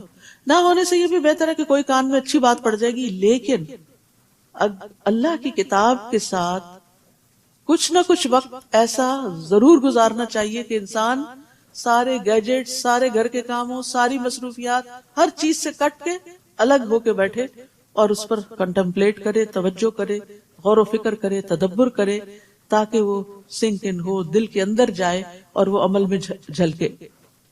اور ہم نے موسیٰ سے 30 راتوں کا وعدہ کیا، پھر اسے 10 مزید راتوں سے پورا کیا. 40 دن تک کے لیے وہ وہاں گئے تھے، تو اس کے رب کی مقررہ مدت 40 راتیں پوری ہو گئی. اور جاتے وقت موسیٰ علیہ السلام نے اپنے بھائی کو اپنا کام ڈیلیگیٹ کیا اور کہا تم میری قوم میں میرے جانشین بنو. اور کیا ہدایات دی جانشین بناتے وقت؟ اصلاح کرتے رہنا، فساد کرنے والوں کے پیچھے نہ چلنا. بس 2 باتیں، اصلاح کرتے رہنا، یعنی یہ بھٹکنے لگے، غلط کرنے لگے تو ان کی اصلاح کرنا، اور اگر سب مل کے کسی غلط طریقے پہ چلے تو ان کی میجورٹی کے پیچھے نہیں لگنا. یہ بڑی زبردست ہدایات ہے، بہت زبردست طریقہ ہے موسیٰ علیہ السلام کا. اور جب موسیٰ علیہ السلام ہمارے مقررہ وقت پر اور جگہ پر آ گئے، یعنی طور پر، اور اس سے اس کے رب نے کلام کیا. سبحان اللہ، کیا ہو بالکل تنہائی. اگر کبھی آپ ٹاپ آف دا ہل گئے ہوں اور وہاں کی جو سائلنس ہوتی ہے، اپنے سانس کی آواز بھی انسان کو آتی ہے، اتنی خاموشی اور اتنی یکسوئی ہوتی. اور اس خاموش جگہ پر اللہ سبحانہ تعالیٰ نے کلام کیا. تو موسیٰ علیہ السلام نے جب اللہ تعالیٰ کی آواز سنی ہوگی تو کیا گزری ہوگی ان کے دل کے اوپر. اللہ کا کلام سن کے دل پگھل جاتے ہیں، تو کہاں یہ کہ خود اللہ تعالیٰ کی آواز سنی جائے. موسیٰ علیہ السلام نے عرض کیا اے رب مجھے اپنا آپ دکھلا دیجئے کہ میں ایک نظر تجھے دیکھ سکوں، بس ایک جھلک دیکھنا چاہتا ہوں. محبت تھی نا، شوق ہے، تو جس سے محبت ہوتی ہے اس کو دیکھنے کا شوق ہوتا ہے. اللہ تعالیٰ نے فرمایا تو مجھے ہرگز نہ دیکھ سکے گا، البتہ اس پہاڑ کی طرف دیکھ، اگر یہ اپنی جگہ پر برقرار رہا تو بھی مجھے دیکھ سکے گا. پھر جب اس کے رب نے پہاڑ پر تجلی کی، بس چھوٹی سی روشنی، تو اسے ریزہ ریزہ کر دیا اور موسیٰ غش کھا کے گر پڑے. پھر جب انہیں کچھ افاقہ ہوا تو کہنے لگے سبحانک تبت الیک وانا اول المؤمنین، پاک ہے تیری ذات، میں تیرے حضور توبہ کرتا ہوں اور میں سب سے پہلا ایمان لانے والا ہوں. تو پہاڑ جیسی مضبوط اور سخت چیز بھی اللہ سبحانہ تعالیٰ کا دیدار نہیں کر سکتی، تو انسان تو بڑی کمزور چیز ہے. تو موسیٰ علیہ السلام نے پہاڑ کو دیکھا کہ وہ اپنے اوپر قابو نہیں پا سکا اور پہاڑ گر کر ٹوٹ پڑا. تو جب موسیٰ علیہ السلام نے دیکھا کہ پہاڑ ٹوٹ رہا ہے، کریش ہو رہا ہے، تو وہ بھی بے ہوش ہو کے گر پڑے، بے ہوش ہو گئے. انس رضی اللہ عنہ کہتے ہیں کہ نبی صلی اللہ علیہ وسلم نے اس آیت کی تفسیر میں فرمایا کہ چھنگلیاں ہوتی ہے سب سے چھوٹی انگلی کہ ایک کنارے کے برابر، بس ایک ٹپ جتنی تجلی ظاہر ہوئی تھی، پہاڑ دھنس گیا اور موسیٰ بے ہوش ہو کے گر پڑے. موسیٰ اسی پہاڑ پہ تھے. آپ نے اپنے ہاتھ کی نصف خنجر انگلی کے ساتھ اشارہ فرمایا. قال سبحانک تبت الیک، یہ موسیٰ علیہ السلام کی عاجزی تھی کہ عاجزی کے ساتھ اپنے رب کی طرف رجوع کیا. یارو مجھے ایسا مطالبہ نہیں کرنا چاہیے. حالانکہ بظاہر دیکھا جائے تو اس میں کوئی غلط بات نہیں تھی، یعنی انسان کے اندر جو شوق آتا ہے یا جو دل کے اندر محبت ہوتی ہے تو انسان اپنے رب سے ہر چیز مانگ لیتا ہے، تو اس سے اس کا دیدار مانگ لیا. لیکن دنیا میں یہ ممکن نہیں. ہاں آخرت میں اللہ سبحانہ تعالیٰ اپنے پیارے بندوں کو جو اللہ پر ایمان رکھتے ہیں، اس سے محبت کرتے ہیں، اس کی اطاعت کرتے ہیں، ان کو اپنا دیدار کروائے گا، اور جب وہ کرائے گا تو انہیں ہر نعمت بھول جائے گی. اللہ تعالیٰ نے فرمایا موسیٰ میں نے تجھے اپنی رسالت اور ہم کلامی کے لیے تمام لوگوں پر ترجیح دیتے ہوئے تجھے چن لیا ہے. جو کچھ میں تجھے دوں اس پر عمل پیرا ہو اور میرا شکر گزار بن. یعنی جو ہدایات، جو کتاب میں دوں گا تو اس کو کیا کرو، اس کو لے لو اور شکر گزاروں میں سے ہو جاؤ. تو اس سے یہ پتہ چلتا ہے کہ دین کی دعوت کا جو خلاصہ ہے وہ شکر گزاری ہے. اللہ کی نعمتوں پر بھی شکر گزاری اور شکر شکر ادا کرنے کا طریقہ کیا ہے کہ انسان پھر اللہ کی عبادت میں سرگرم ہو جاتا ہے. شکر صرف زبان سے نہیں ہوتا، زبان سے بھی ہوتا ہے، دل سے بھی ہوتا ہے، لیکن عمل سب سے بڑا اظہار ہوتا ہے شکر کا. کم من الشاکرین. اور وہ کیا ہے کہ اللہ نے جو کچھ ہمیں دیا ہے نا، وہ اللہ کی پسند کے راستوں میں لگا دیں، نافرمانی کے رستوں میں نہ لگائیں. اور اس کے لیے ہم نے تختیوں میں ہر طرح کی نصیحت اور ہر ایک بات کی تفصیل لکھ دی تھی، اور حکم دیا اس پر مضبوطی سے عمل کرو. فخذها بقوة. اور اپنی قوم کو بھی حکم دو کہ وہ ان پر اچھی طرح عمل کریں. یأخذوا بأحسنها. ان قریب میں تمہیں فاسقوں کا گھر دکھلاؤں گا. تو قوت سے پکڑنے سے مراد یہ نہیں کہ زور سے پکڑ لو، اس کا مطلب یہ ہے کہ دل کی مضبوطی، پکے عزم کے ساتھ پکڑو اور عمل کرو. کیونکہ انسان جب کمزور ارادے سے کسی چیز کو لیتا ہے تو ڈھیلے ڈھالے طریقے سے ہی پکڑتا ہے. جو چیز قیمتی ہوتی ہے اس کو سنبھال کے رکھتا ہے اور اس پر نیت اور ارادہ بھی کر لیتا ہے. تو یأخذوا بأحسنها، اس کے بہترین حصے کو لے لے. تو کیا اس کا مطلب ہے کہ قرآن میں کچھ حصہ اچھا ہے اور کچھ بہت زیادہ اچھا ہے؟ جی ہاں. بات یہ ہے کہ قرآن کے علاوہ جب وہ کچھ سنتے ہیں تو قرآن کی پیروی کرتے ہیں، دوسری چیز کی پیروی نہیں کرتے. یعنی اس کا مطلب یہ بتایا جاتا ہے کہ وہ قرآن سنتے ہیں اور اس کے علاوہ بھی لیکن پیروی قرآن ہی کی کرتے ہیں. ایسے لوگوں کے لیے خوشخبری ہے. فبشر عباد الذین یستمعون القول فیتبعون احسنہ. تو میرے بندوں کو خوشخبری دے دیجئے جو کان لگا کے بات سنتے ہیں پھر اس میں سے سب سے اچھی بات کی پیروی کرتے ہیں. اور اپنی آیتوں سے ان لوگوں کی نگاہیں پھیر دوں گا جو بلا وجہ زمین میں اکڑتے ہیں. تکبر ہدایت کے راستے میں رکاوٹ بن جاتا ہے. اللہ تعالیٰ ایسے لوگوں کو غور و فکر کی صلاحیت ہی نہیں دیتا. وہ خواہ کوئی بھی نشانی دیکھ لیں اس پر ایمان نہ لائیں. وہ کوئی بھی نشانی دیکھ لیں اس پر ایمان نہیں لائیں گے، اور راہ ہدایت دیکھ لیں تو اسے اختیار نہیں کرتے، اور اگر گمراہی دیکھ لیں تو اسے فوراً اختیار کرتے ہیں. ان کی یہ حالت اس لیے ہے کہ انہوں نے ہماری آیات کو جھٹلا دیا اور ان سے بے پرواہی کرتے رہے. تو یاد رکھیے، حق سے ضد رکھنے کی وجہ سے انسان ہدایت سے محروم ہو جاتا ہے. تو علم سے محروم کرنے والے اسباب میں تکبر اور بے صبرا پن اور حق سے ضد. ایک اور روایت، ایک اور قول ہے کسی کا کہ العلم یضیع بین الحیاء والکبر.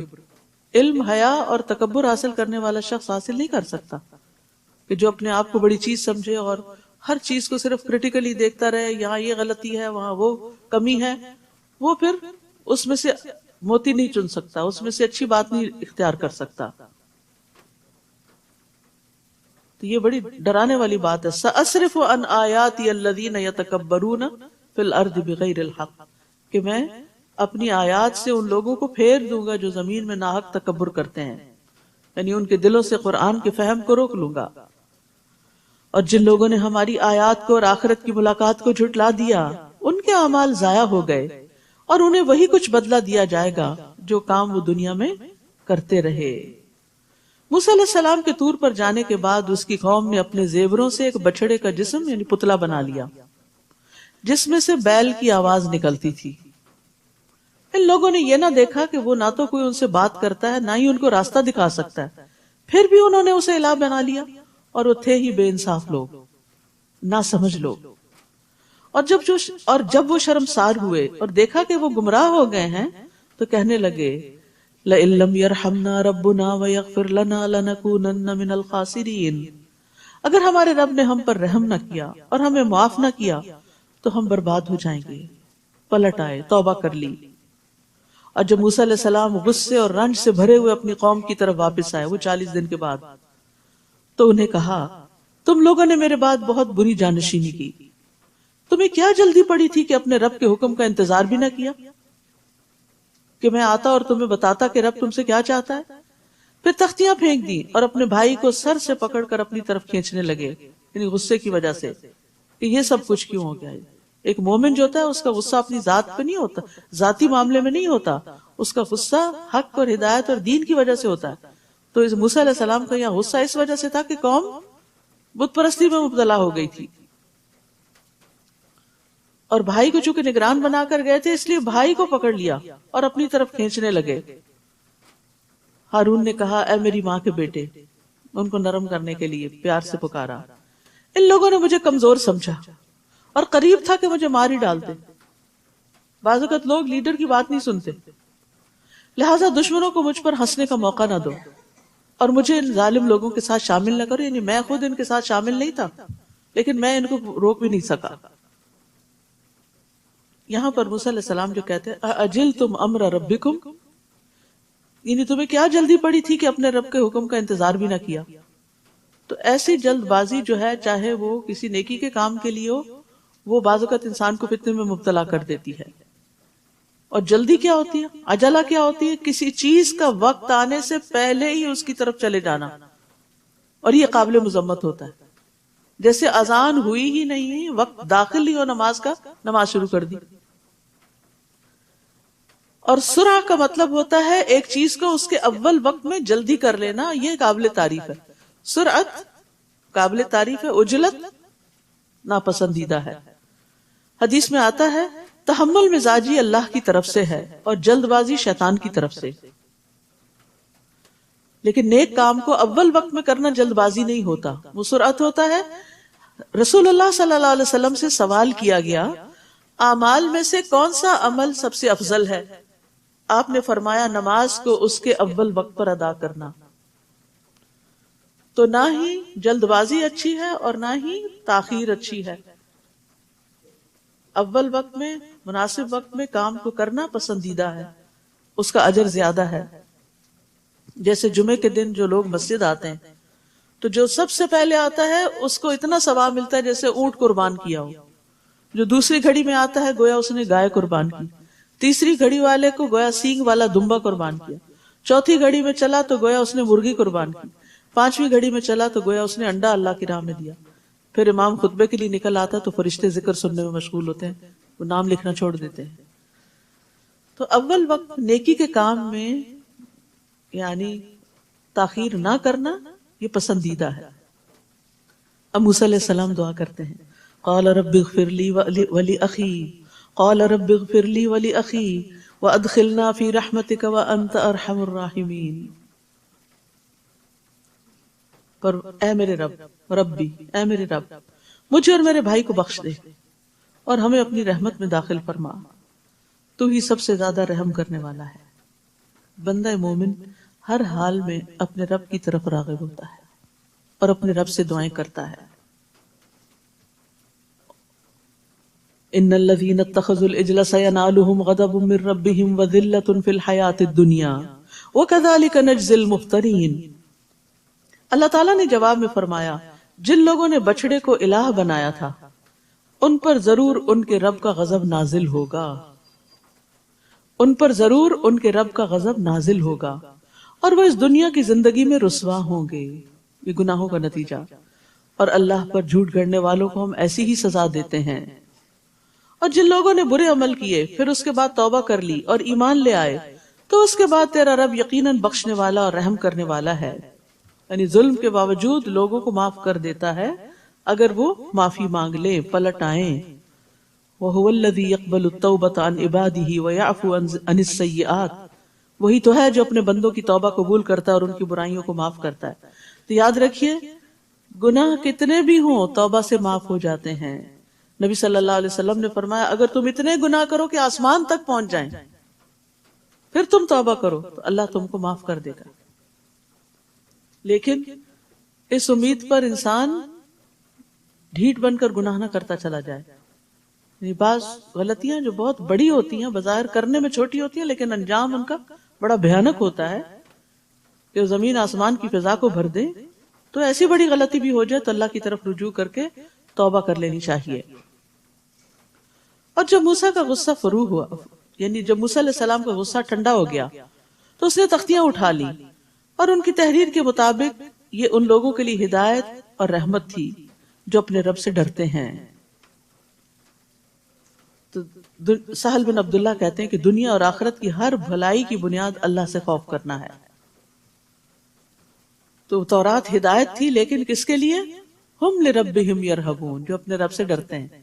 اور قرآن ہدایت ہے لیکن کس کے لیے؟ جو اپنے رب کا تقوی اختیار کرتے ہیں. اور ہماری طے شدہ میعاد کے لیے موسیٰ نے اپنی قوم سے 70 آدمی چن لیے. پھر جب انہیں زلزلے نے آ لیا تو موسیٰ نے عرض کیا اے میرے رب اگر تو چاہتا تو اس سے پہلے بھی انہیں اور مجھے بھی ہلاک کر سکتا تھا. تو ہم سب کو اس جرم میں ہلاک کرتا ہے جو ہم میں سے کچھ نادانوں نے کیا تھا. یہ تو تیری ایک آزمائش تھی جس سے تو جسے چاہتا ہے گمراہ کرتا ہے اور جسے چاہے سیدھی راہ دکھاتا ہے. تو ہی ہمارا سرپرست ہے لہٰذا ہمیں معاف فرما اور ہم پر رحم فرما اور تو ہی سب سے بڑھ کر معاف کرنے والا ہے. انت ولینا فاغفر لنا وارحمنا وانت خیر الغافرین واکتب لنا فی هذه الدنیا حسنہ وفی الآخرہ انا ہدنا الیک. اور ہمارے لیے اس دنیا میں بھی نیکی بھلائی لکھ دے، حسنہ لکھ دے، اور آخرت میں بھی ہم نے تیری طرف رجوع کر لیا. اللہ تعالیٰ نے جواب میں فرمایا سزا تو میں اسے ہی دیتا ہوں جسے چاہوں گا، مگر میری رحمت ہر چیز کو گھیرے ہوئے ہے. وسعت ورحمتی وسعت کل شیء. لہٰذا جو لوگ تقوی اختیار کرتے ہیں، زکوٰۃ دیتے ہیں اور ہماری آیات پر ایمان لاتے ہیں ان کے لیے میں رحمت ہی لکھوں گا. تو اللہ کی رحمت پانے کے لیے کیا کرنا چاہیے؟ تقوی، زکوٰۃ اور آیات پر ایمان. جو لوگ اس رسول کی پیروی کرتے ہیں جو نبی امی ہے، جس کا ذکر وہ اپنے ہاں تورات اور انجیل میں لکھا ہوا پاتے ہیں، وہ رسول انہیں نیکی کا حکم دیتا اور برائی سے روکتا ہے، ان کے لیے پاکیزہ چیزوں کو حلال اور گندی چیزوں کو حرام کرتا ہے، ان کے بوجھ ان پر سے اتارتا ہے اور وہ بندشیں کھولتا ہے جن میں وہ جکڑے ہوئے تھے. لہٰذا جو لوگ اس پر ایمان لائے اور اس کی حمایت اور مدد کی اور اس روشنی کی پیروی کی جو اس کے ساتھ نازل کی گئی ہے تو یہی لوگ فلاح پانے والے ہیں. تو یہاں پر نبی امی سے مراد کون ہے؟ رسول اللہ صلی اللہ علیہ وسلم. آپ کو امی کیوں کہا گیا؟ کیونکہ آپ لکھ پڑھ نہیں سکتے تھے. اس کے باوجود آپ پر اللہ نے جو علم نازل کیا اس کی کوئی مثال نہیں، وہ پڑھے لکھوں کے پاس بھی نہیں. اللہ تعالیٰ نے نبی صلی اللہ علیہ وسلم کی وجہ سے امت کو آسانی بخشی جس کا یہاں ذکر کیا جا رہا ہے، اور آپ واقعی آسانیاں دیتے تھے. آپ فرماتے ہیں اگر میری امت پر مشقت نہ ہوتی تو میں انہیں ہر نماز کے وقت وضو کرنے کا حکم دیتا. لیکن اب کیا ہے؟ نہیں، وضو کا بھی ہر نماز کے لیے تازہ وضو کرنے کا حکم دیتا. لیکن اللہ نے ایسا نہیں کیا، یعنی آسانی کی کہ اگر وضو ہے تو ایک نماز پڑھ لی تو دوسری بھی پڑھ سکتے ہو، نوافل بھی پڑھ سکتے ہو. کیونکہ بعض لوگ اس غلط فہمی کا شکار ہوتے ہیں کہ شاید ہر نماز کے لیے تازہ وضو کرنے کی ضرورت. ایسا کچھ نہیں. اگر آپ کو وضو ہے تو آپ اللہ کی دی ہوئی رخصت سے فائدہ اٹھائیں، اور خاص طور پر جب آپ سفر میں ہوں یا آپ کے پاس آپ کے ساتھ اور لوگ بھی ہوں. کیونکہ بعض لوگ اکٹھے جیسے جا رہے ہوں تو ایک ان میں سے واش روم گھس جاتا ہے جی میں تازہ وضو کر رہا ہوں، اور باقی سارے منہ دیکھتے کھڑے وقت انتظار کر رہے ہیں. تو یہ اللہ سبحانہ وتعالیٰ کی دی ہوئی رخصت اور آسانی ہے جس سے فائدہ اٹھانا چاہیے. اور اسی طرح مسواک کے بارے میں بھی آتا ہے کہ اگر مشقت نہ ہوتی تو جتنا مسواک کا فائدہ ہے میں ہر نماز کے ساتھ پابندی کر دیتا، لیکن نہیں کی گئی. اسی طرح اور بھی بہت سی پابندیاں ہم سے اٹھا لی گئی جو بنی اسرائیل پر تھی. قُلْ يَا أَيُّهَا النَّاسُ إِنِّي رَسُولُ اللَّهِ إِلَيْكُمْ جَمِيعًا. آپ کہہ دیجئے لوگو میں تم سب کی طرف اللہ کا رسول ہوں. یاد رکھیے ہر رسول اپنی اپنی قوم کی طرف بھیجا گیا، لیکن محمد صلی اللہ علیہ وسلم سب کی طرف بھیجے گئے. قیامت کے دن تک آپ کی رسالت سب کے لیے ہے. دنیا کے ہر ملک، ہر کانٹیننٹ، ہر علاقے، ہر رنگ، ہر زبان بولنے والوں کے لیے آپ رسول ہیں. آپ سب کے رسول ہیں. میں تم سب کی طرف اس اللہ کا رسول ہوں جو آسمانوں اور زمین کی سلطنت کا مالک ہے. اس کے سوا کوئی الہ نہیں. وہی زندہ کرتا ہے اور موت دیتا ہے. لہٰذا اللہ اور اس کے رسول نبی امی پر ایمان لے آؤ. جو اللہ اور اس کے ارشادات پر ایمان لاتا ہے اور اسی کی پیروی کرو، امید ہے کہ تم راہ راست پالو گے. رسول اللہ صلی اللہ علیہ وسلم نے فرمایا پہلے انبیاء خاص اپنی قوموں کی طرف بھیجے جاتے تھے، لیکن مجھے تمام انسانوں کی ہدایت کے لیے بھیجا گیا ہے. رسول اللہ صلی اللہ علیہ وسلم نے فرمایا آسمان اور زمین کے درمیان جتنی چیزیں ہیں وہ سب جانتے ہیں کہ میں اللہ کا رسول ہوں، سوائے نافرمان جنات اور انسانوں کے، وہ نہیں مانتے. تو لوگوں کی نجات نبی صلی اللہ علیہ وسلم پر ایمان لانے میں ہی ہے. رسول اللہ صلی اللہ علیہ وسلم نے فرمایا قسم ہے اس ذات کی جس کے ہاتھ میں محمد کی جان ہے، اس امت کا کوئی بھی یہودی اور نصرانی جو میرے بارے میں سنے پھر جس کے ساتھ میں بھیجا گیا ہوں وہ اس پر ایمان نہ لائے تو اس کا ٹھکانہ جہنم والوں میں سے ہوگا. یعنی جس نے سن لیا جان لیا اس کے لیے لازم ہو گیا کہ وہ ایمان لے آئے. اور موسیٰ علیہ السلام کی قوم میں ایک گروہ ایسا بھی ہے جو حق کے مطابق ہدایت کرتے اور اسی کے مطابق انصاف کرتے ہیں. اور ہم نے بنی اسرائیل کے 12 قبیلوں کو 12 جماعتیں بنا دیا تھا. اور جب موسیٰ سے اس کی قوم نے پانی مانگا تو ہم نے اسے وحی کی کہ اس چٹان پر اپنا عصا مارو. بہت بڑی چٹان کے اوپر صرف عصا، لکڑی کا عصا مارا تو اس چٹان سے 12 چشمے پھوٹ نکلے. سبحان اللہ، یہ معجزہ تھا کہ اللہ کی قدرت تھی، ورنہ آپ مارے ڈنڈا کسی چٹان پر ڈنڈا ہی ٹوٹ جائے گا، وہاں سے نکلے گا کچھ نہیں. اور ہر قبیلہ اپنا اپنا گھاٹ بھی جان گیا، سب کو پتا تھا کہ اس نے کہاں سے پانی لینا ہے. یہ تقسیم کار تھی، ورنہ پانی پر تو بہت جھگڑے ہو جایا کرتے ہیں کہ پہلے میری باری اور پہلے میری. نیز ہم نے ان پر بادل کا سایہ کیا اور ان پر من و سلوہ نازل کیا اور فرمایا یہ پاکیزہ چیزیں کھاؤ جو ہم نے تمہیں عطا کی ہیں. اور ان لوگوں نے ہمارا تو کچھ نہ بگاڑا بلکہ خود آپ ہی اپنے اوپر ظلم کر رہے تھے.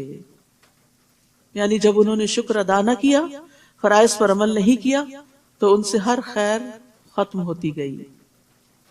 اور جب بنی اسرائیل سے کہا گیا تھا کہ اس بستی میں آباد ہو جاؤ اور جہاں سے جی چاہے کھاؤ اور دعا کرتے رہو کہ ہمیں معاف کر دے، حتتن، اور دروازے میں سجدہ کرتے ہوئے داخل ہونا، عاجزی سے داخل ہونا، تو ہم تمہاری خطائیں معاف کر دیں گے اور اچھے کام کرنے والوں کو زیادہ بھی دیں گے. یہ اللہ کا فضل ہوتا ہے، صرف غلطیاں معاف نہیں، انعام بھی ساتھ. مگر ان میں سے جو ظالم تھے انہوں نے وہ بات ہی بدل ڈالی جو ان سے کہی گئی تھی. پھر اس کے نتیجے میں ہم نے ان پر آسمان سے عذاب بھیج دیا کیونکہ وہ ظلم کیا کرتے تھے. یعنی جب اللہ اپنے بندے یا بندی پہ کوئی انعام فرماتا ہے اور وہ شکر ادا نہیں کرتا تو پھر وہ اس نعمت کو چھین لیتا ہے، چاہے وہ انسان کو پسند کرے، یعنی انسان اس کو پسند کرے یا نہ کرے، اور چاہے وہ کوئی بھی ہو، یعنی کسی بھی قسم کی نعمت ہو. تو ہمیں ہر نعمت پر اللہ کا شکر ادا کرنا چاہیے، چاہے ہمارے جسم کے اندر نعمتیں ہیں یا پھر مال یا اولاد یا صحت یا کوئی بھی چیز جو اللہ نے ہمیں دی. اور جو بھی جس طرح کی بھی راحت، آرام اور سکون اور فیسلٹیز آپ کو ملے اس پر اللہ کا شکر ادا کرتے چلے جائیں. لیکن افسوس یہ کہ ہم زیادہ دیر مشکلات کے بارے میں سوچتے ہیں اور کم وقت نعمتوں کے بارے میں سوچتے ہیں، حالانکہ مشکلات کے مقابلے میں نعمتیں بہت زیادہ ہیں، بہت زیادہ. وَاسْأَلْهُمْ عَنِ الْقَرْيَةِ الَّتِي كَانَتْ حَاضِرَةَ الْبَحْرِ، اور ان سے اس بستی کا حال بھی پوچھئے جو سمندر کے کنارے واقع تھی. وہ لوگ سبت یعنی ہفتے کے دن احکام الہی کی خلاف ورزی کرتے تھے، مچھلیاں پکڑتے تھے. ہفتے کے دن تو مچھلیاں بلند ہو کر پانی پر ظاہر ہوتی تھی اور ہفتے کے علاوہ باقی دنوں میں غائب رہتی تھی. اسی طرح ہم نے انہیں ان کی نافرمانیوں کی وجہ سے آزمائش میں ڈال رکھا تھا. تو اس سے کیا پتہ چلتا ہے کہ نافرمانیاں آزمائش لاتی ہیں. یہ قوم اللہ کے ساتھ چال بازی کر رہی تھی. اللہ نے ہفتے کے دن کام کرنے سے منع کیا، لیکن انہوں نے خود ساختہ ایک طریقہ نکال کے اپنا مقصد اور مطلب پورا کر لیا اور بظاہر یہ دکھایا کہ ہم اللہ کی فرما برداری کر رہے ہیں. اور وہ وقت بھی یاد کرو جب ان میں سے کچھ لوگوں نے دوسروں سے کہا تم ایسے لوگوں کو کیوں نصیحت کرتے ہو جنہیں اللہ ہلاک کرنے والا یا سخت سزا دینے والا ہے. تو انہوں نے جواب دیا اس لیے کہ ہم تمہارے رب کے ہاں معذرت کر سکیں اور اس لیے کہ شاید یہ بھی نافرمانی سے پرہیز کر سکیں. پھر جب انہوں نے اس نصیحت کو بالکل ہی فراموش کر دیا جو انہیں کی جا رہی تھی تو ہم نے ان لوگوں کو تو بچا لیا جو برائی سے روکتے تھے، اور ان لوگوں کو جو ظالم تھے ان کی نافرمانیوں کی وجہ سے بہت برے عذاب میں پکڑ لیا. پھر جب وہ سرکشی کرتے ہوئے وہی کام کرتے رہے جس سے انہیں منع کیا گیا تھا تو ہم نے انہیں حکم دیا کہ ذلیل و خوار بندر بن جاؤ. تو اس بستی میں 3 طرح کے لوگ تھے. ایک وہ جو مچھلیاں پکڑتے تھے، دوسرے جو نہیں پکڑتے تھے اور پکڑنے والوں کو منع بھی کرتے تھے، اور تیسرے جو ان سے کنارہ کش تھے، خود نہیں پکڑتے تھے لیکن منع نہیں کرتے تھے. تو بچایا کن لوگوں کو گیا؟ جنہوں نے مچھلیاں خود بھی نہیں پکڑی اور دوسروں کو بھی منع کیا گیا، اور دوسروں کو بھی منع کیا.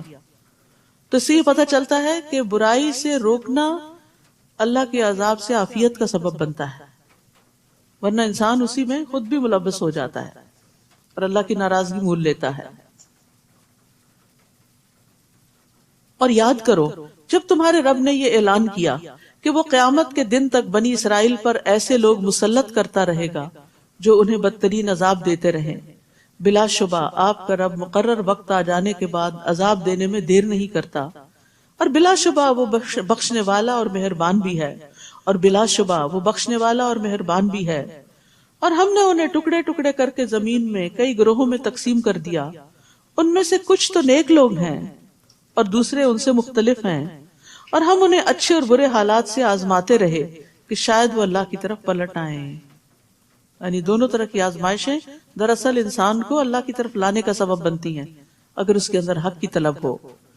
پھر ان کے بعد ناخلف لوگ زمین کے جانشین ہوئے جو کتاب کے وارث بن کر اسی دنیا کی زندگی کا مال سمیٹنے لگے. یعنی پہلی قوم کے بعد، پہلے لوگوں کے بعد میں آنے والے بدترین جانشین تھے، جن کا جرم کیا تھا کہ وہ کتاب کے ذریعے زندگی کا سامان اور مال سمیٹتے اور کہتے کہ ہمیں معاف کر دیا جائے گا، اور اگر ویسا ہی دنیا کا مال پھر ان کے سامنے آئے تو اسے پھر لے لیتے ہیں. کیا ان سے یہ کتاب میں عہد نہیں لیا گیا تھا کہ وہ حق بات کے سوا اللہ سے کوئی بات منسوب نہ کریں گے؟ تو اصل میں اشارہ اس بات کی طرف کہ انہوں نے غلط فتوے دے کر لوگوں سے مال لیا، رشوتیں لی، اور یہ بات وہ پڑھتے بھی رہے اور جو کتاب میں مذکور تھی، اور آخرت کا گھر تو اللہ سے ڈرنے والوں ہی کے لیے بہتر ہے. کیا تمہیں اتنی بھی سمجھ نہیں؟ افلا تعقلون، کیا تم عقل سے کام نہیں لیتے؟ اور جو لوگ اللہ کی کتاب کو مضبوطی سے پکڑتے ہیں اور نماز قائم کرتے ہیں تو یقیناً ہم ایسے نیک کردار لوگوں کا اجر ضائع نہیں کرتے. یمسکون بالکتاب، کتاب کو تھام لینا. اور تھام لینے کا مطلب کیا ہے؟ بس لے لینا اور اس کو بار بار پڑھتے رہنا، اس سے فائدہ اٹھاتے رہنا، اور اس کو پڑھنے کے بعد سب سے عام ترین چیز کیا ہے؟ نمازوں کا قیام، اپنی نمازیں درست کرنا. تو ایسے ہی لوگ اللہ کے ہاں مصلح قرار پاتے ہیں اور اللہ ان کا اجر ضائع نہیں کرتا. اور وہ وقت یاد کرو جب ہم نے ان پر پہاڑ کو اس طرح لا کھڑا کیا تھا گویا وہ سائبان تھا، اور انہیں یقین ہو چلا تھا کہ وہ ان پر ابھی گرنے والا ہے. اس وقت ہم نے انہیں حکم دیا کہ جو کتاب ہم نے تمہیں دی ہے اسے مضبوطی کے ساتھ پکڑو، اور جو کچھ اس میں لکھا ہے اسے یاد رکھو تاکہ تم پرہیزگار بن سکو، متقی بن جاؤ. اور وہ وقت بھی یاد کرو جب آپ کے رب نے بنی آدم کی پشتوں سے ان کی اولاد کو نکالا اور انہیں خود اپنے اوپر گواہ بنا کر پوچھا، کیا میں تمہارا رب نہیں؟ الست بربکم، وہ ارواح کہنے لگی کیوں نہیں، ہم یہ گواہی دیتے ہیں، اور یہ اس لیے کیا کہ قیامت کے دن تم نہ کہنے لگو کہ ہم اس بات سے بالکل بے خبر تھے. یہاں ایک بڑے اہم واقعے کی طرف اشارہ ہے جس کا ذکر کتاب اللہ سے ہی ہمیں ملتا ہے، اور ایک بہت قیمتی معلومات میں اضافہ ہوتا ہے. وہ کیا کہ قیامت تک دنیا میں جتنی بھی روحیں آنے والی تھی ان کو اللہ سبحانہ تعالیٰ نے اکٹھے پیدا کر دیا آدم علیہ السلام کی پشت سے، اور پھر ان سے خود خطاب کیا، الست بربکم، کیا میں تمہارا رب نہیں؟ تو سب روحوں نے اپنے رب کو پہچان لیا اور کہا کیوں نہیں، بلا. اور پھر کیا کہا؟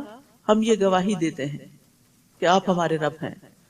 تو اللہ تعالیٰ نے انہیں بتایا کہ یہ اس لیے گواہی لے رہا ہوں تم سے، اس لیے یاد دہانی کرا رہا ہوں کہ قیامت کے دن تم یہ نہ کہو کہ ہمیں تو پتہ ہی نہیں تھا کہ ہمارا کوئی رب ہے.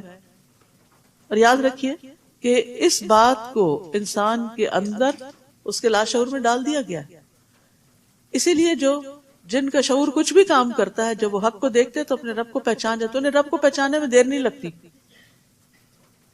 جیسے نجاشی اور باقی لوگ تھے، اور اسی طرح اور بھی فرعون کے جادوگر تھے.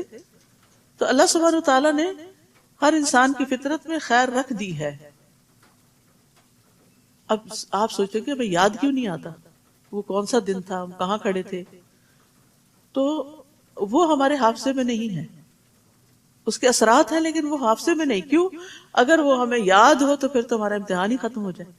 ایمان بالغیب اسی لیے تو ہے، یعنی ہماری کامیابی کا انحصار ایمان بالغیب پر ہی تو ہے. اسی لیے ایمان لانا جو ہے وہ بہت بڑے اجر و ثواب کا باعث ہے. تو اللہ سبحانہ وتعالیٰ نے ہمیں پکار کر کہا کہ میں کیا تمہارا رب نہیں؟ تو ہم سب نے اقرار کیا ہوا ہے آپ ہی ہمارے رب ہیں. اور قیامت کے دن ہم جا کے یہ نہیں کہہ سکتے کہ ہمیں تو نہیں پتا تھا ہمارا رب کون سا ہے. یہ کوئی بھی یہ نہیں کہہ سکتا کہ ہمیں آپ کا نہیں پتا تھا تو ہم نے اوروں کو الہ بنا لیا. نہیں، وہ فطرت میں پہچان رکھ دی گئی ہے. اور انبیاء علیہ السلام آتے رہے ہیں اس بات کی یاد دہانی کرانے کے لیے، اس سبق کو یاد دلانے کے لیے. یا تم یہ نہ کہو کہ شرک تو ہم سے پہلے ہمارے آباء و اجداد نے کیا تھا، ہم تو ان کے بعد ان کی اولاد تھے. کیا تو ہمیں اس قصور میں ہلاک کرتا ہے جو غلط کاروں نے کیا تھا؟ وَكَذَلِكَ نُفَصِّلُ الْآيَاتِ وَلَعَلَّهُمْ يَرْجِعُونَ.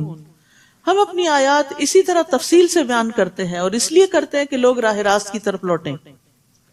وَاتْلُ عَلَيْهِمْ نَبَأَ الَّذِي آتَيْنَاهُ آيَاتِنَا.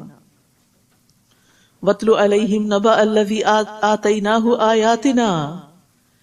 اے نبی آپ انہیں اس شخص کا حال سنائیے جسے ہم نے اپنی نشانیاں دی تھیں، اپنی آیات دی تھیں. فَانْسَلَخَ مِنْهَا، لیکن وہ ان کی پابندی سے نکل بھاگا. فَأَتْبَعَهُ الشَّيْطَانُ، تو پھر شیطان اس کے پیچھے لگ گیا. فَكَانَ مِنَ الْغَاوِينَ، چنانچہ وہ گمراہوں میں سے ہو گیا. تو یاد رکھیے علم آنے کے بعد بھی شیطانی وسوسے انسان کو حق سے دور کر دیتے ہیں. یہ واقعہ، یہ قصہ، یہ کہانی ایک بہت بڑے عالم کی ہے کہ جس کے پاس بہت علم تھا لیکن شیطان نے اس کے اندر دنیا کی محبت ڈال دی، لہٰذا وہ دین چھوڑ کر، علم چھوڑ کر دنیا کے پیچھے دوڑنے لگا اور اللہ کی آیات کو اس نے بھلا دیا. تو یاد رکھیے آیات کا علم ہونے کے باوجود ان سے روگردانی کرنا یہ ایک شیطنت ہے، شیطانی عمل ہے.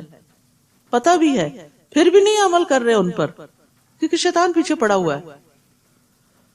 اور آیات کا علم ہونے کے باوجود ان سے نکل بھاگنا، ان کی پابندی چھوڑ دینا، یہ شیطان کے وسوسوں کا اثر ہوتا ہے. تو انسان جب شیطان کے وسوسے کی اطاعت کرتا ہے تو شیطان اس کو کنٹرول کر لیتا ہے، پھر اس کی باگیں اپنے ہاتھ میں لے لیتا ہے، اس کو اپنے تابع کر لیتا ہے، اس کو پھر مزید گمراہ کرتا ہے اور اس پر حملہ آور ہوتا ہے اور اس کو اپنی پسند کے رستوں پہ لے جاتا ہے. تو سارا دین، پڑھا لکھا ہر چیز دھری کی دھری رہ جاتی ہے. اور بہت سارے لوگوں کے ساتھ یہ ہوتا ہے کہ وہ دین کی طرف آنے کے باوجود، قرآن پڑھنے کے باوجود سب کچھ بھلا کے صرف دنیا کے پیچھے بھاگ رہے ہوتے ہیں اور شیطان کے آلہ کار بن جاتے ہیں. اس لیے یہاں پر اللہ تعالیٰ کی جو مثال بیان کی گئی ہے ایک حقیقی انسان ہے، ایک ریئل سٹوری ہے جس سے سبق دیا جا رہا ہے. فرمایا اور اگر ہم چاہتے تو ان آیات سے اس کے درجات کو بلند کر دیتے. یعنی دین کے علم سے بھی درجات کی بلندی ہوتی ہے، صرف دنیا کے مال سے نہیں، بلکہ دین کی وجہ سے جو دلوں میں لوگوں کی محبت ہوتی ہے بڑی خالص ہوتی ہے. اور مال کی وجہ سے جو لوگ آپ سے محبت کرتے ہیں وہ آپ سے نہیں کر رہے ہوتے، وہ مال سے کر رہے ہوتے ہیں. اور اگر آپ کے پاس مال نہ رہے تو وہ چھٹ جائیں، دوڑ جائیں، ادھر ادھر چلے جائیں، وہ آپ کو پوچھے بھی نہ، کیونکہ اب ان کو آپ سے کوئی فائدہ حاصل نہیں ہو رہا. لیکن علم والا مرتے دم تک فائدہ پہنچا سکتا ہے، لہذا اس کی قدر میں کمی نہیں ہوتی. ہم چاہتے تو ان آیات سے اس کے درجات بلند کر دیتے، مگر وہ تو پستی کی طرف جھک گیا. دنیا کی طرف جھکنا پستی کی طرف جانا ہے اور اپنی خواہش کے پیچھے لگ گیا. ایسے شخص کی مثال کتے کی سی ہے. کتا لالچ کا سمبل ہے. اگر تو اس پر حملہ کرے تو بھی ہانپتا ہے، نہ کرے تو بھی ہانپتا ہے، زبان لٹکائے رکھتا ہے. اور جو کوئی چیز نظر آتی ہے اس کے پیچھے بھاگتا ہے کہ شاید یہ میرے لیے ہو. ہر چیز کو سونگتا ہے. یعنی دنیا کی لالچ میں ہر اس کام کے پیچھے چل پڑتے ہیں جس سے دنیا کا فائدہ ہو، چاہے دین کے نقصان پر ہی کیوں نہ ہو. یہ ان لوگوں کی مثال ہے جنہوں نے ہماری آیات کو جھٹلا دیا، یعنی جاننے کے باوجود انکار کر دیا. آپ ایسے قصے ان سے بیان کرتے رہیے، شاید کہ یہ لوگ کچھ غور و فکر کریں. قطبی کہتے ہیں کہ ہر وہ چیز جو ہانپتی ہے یا تھک کر یا پیاس کی وجہ سے سوائے کتے کے، اگر وہ تھکا ہوا تو بھی ہانپتا ہے، راحت اور سکون کی حالت تو بھی ہانپتا ہے. یعنی کتا ہر حال میں زبان لٹکاتا ہے، چاہے وہ بھوکا ہے یا وہ پیٹ بھرا ہوا ہے اس کا. یعنی اس کی لالچ کہیں ختم ہونے کو نہیں آتی. تو ہر وہ شخص جو اللہ کی آیات کو جھٹلاتا ہے اس کے لیے مثال بیان کی گئی ہے. وہ کہتے ہیں کہ اگر آپ اس کو واز کریں تو بھی گمراہی میں پڑا رہتا ہے، کرنا چھوڑ دیں تو بھی وہ دنیا کے پیچھے ہی بھاگتا رہتا ہے. جیسے کتا ہوتا ہے کہ اگر آپ اس کو نکال باہر کریں اور بھگا دیں تب بھی ہانپے گا، اگر اس کو وہیں بیٹھا رہنے دیں چھوڑ دیں تب بھی ہانپے گا. یعنی وہ مجلس میں ہو، وہ تنہائی میں ہو، اس کی سوچیں، اس کی چاہت سب کچھ صرف دنیا کے گرد گھوم رہی ہوتی ہے. ایسے لوگوں کی مثال بہت بری ہے جنہوں نے ہماری آیات کو جھٹلایا اور خود اپنے آپ پر ہی ظلم کرتے رہے. یعنی اللہ کے دین کا انکار اللہ کو نقصان نہیں دیتا. اگر ہم کوئی بات نہیں مانتے تو اللہ تعالیٰ کو کچھ بھی نہیں جاتا، وہ قابل تعریف ہے. زمین اور آسمان کی ہر چیز اس کی تعریف بیان کر رہی ہے، ہر چیز، اس کو فرق نہیں پڑتا. لیکن اتنے بڑے خزانے کا انکار کرنے والے خود محروم رہ جاتے ہیں. اللہ جسے ہدایت دے وہی ہدایت پا سکتا ہے، اور جسے وہ گمراہ کرے تو ایسے ہی لوگ نقصان اٹھانے والے ہیں. وَلَقَدْ ذَرَأْنَا لِجَهَنَّمَ كَثِيرًا مِنَ الْجِنِّ وَالْإِنسِ لَهُمْ قُلُوبٌ لَا يَفْقَهُونَ بِهَا وَلَهُمْ أَعْيُنٌ لَا يُبْصِرُونَ بِهَا وَلَهُمْ آذَانٌ لَا يَسْمَعُونَ بِهَا أُولَئِكَ كَالْأَنْعَامِ بَلْ هُمْ أَضَلُّ أُولَئِكَ هُمُ الْغَافِلُونَ. بہت سے ایسے جن اور انسان ہیں جنہیں ہم نے جہنمی کے لیے پیدا کیا ہے. استغفر اللہ. ان کے دل تو ہیں مگر ان سے حق کو نہیں سمجھتے. دل ہے، حق نہیں ہے ان کے اندر، حق کو سمجھنے کی کوشش نہیں کرتے. آنکھیں ہیں لیکن ان سے دیکھتے نہیں، یعنی کائنات کی نشانیوں سے اپنے رب کو نہیں پہچانتے. کان ہے، اس سے سنتے نہیں، سچ بات سننے کے لیے، اللہ کا کلام سننے کے لیے ان کے پاس توفیق نہیں. ایسے لوگ چوپایوں کی طرح ہیں، انعام کی طرح ہیں، بلکہ ان سے بھی گئے گزرے، اور یہی لوگ غفلت میں پڑے ہوئے ہیں. یعنی غافل اس لیے کہ وہ اجر و ثواب کی طرف ہدایت نہیں پاتے. جانوروں کی طرح اس لیے کہ ان کا مقصد صرف کھانا پینا ہے، بلکہ ان سے بھی زیادہ بہکے ہوئے، کیونکہ جانور بھی فائدے اور نقصانات کو دیکھ لیتے ہیں اور اپنے مالک کی پیروی کرتے ہیں، لیکن یہ لوگ جانوروں سے بھی بدتر ہو گئے.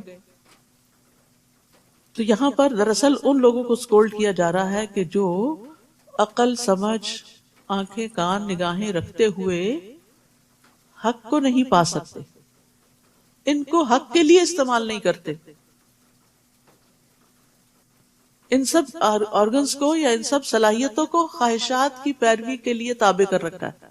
یہ صرف خواہشات کی پیروی پہ استعمال ہو رہے ہیں. وَلِلَّهِ الْأَسْمَاءُ الْحُسْنَى فَادْعُوهُ بِهَا. اللہ کے اچھے اچھے نام ہیں، انہی ناموں سے اسے پکارا کرو، اور انہیں چھوڑ دو جو اس کے ناموں میں کجروی اختیار کرتے ہیں.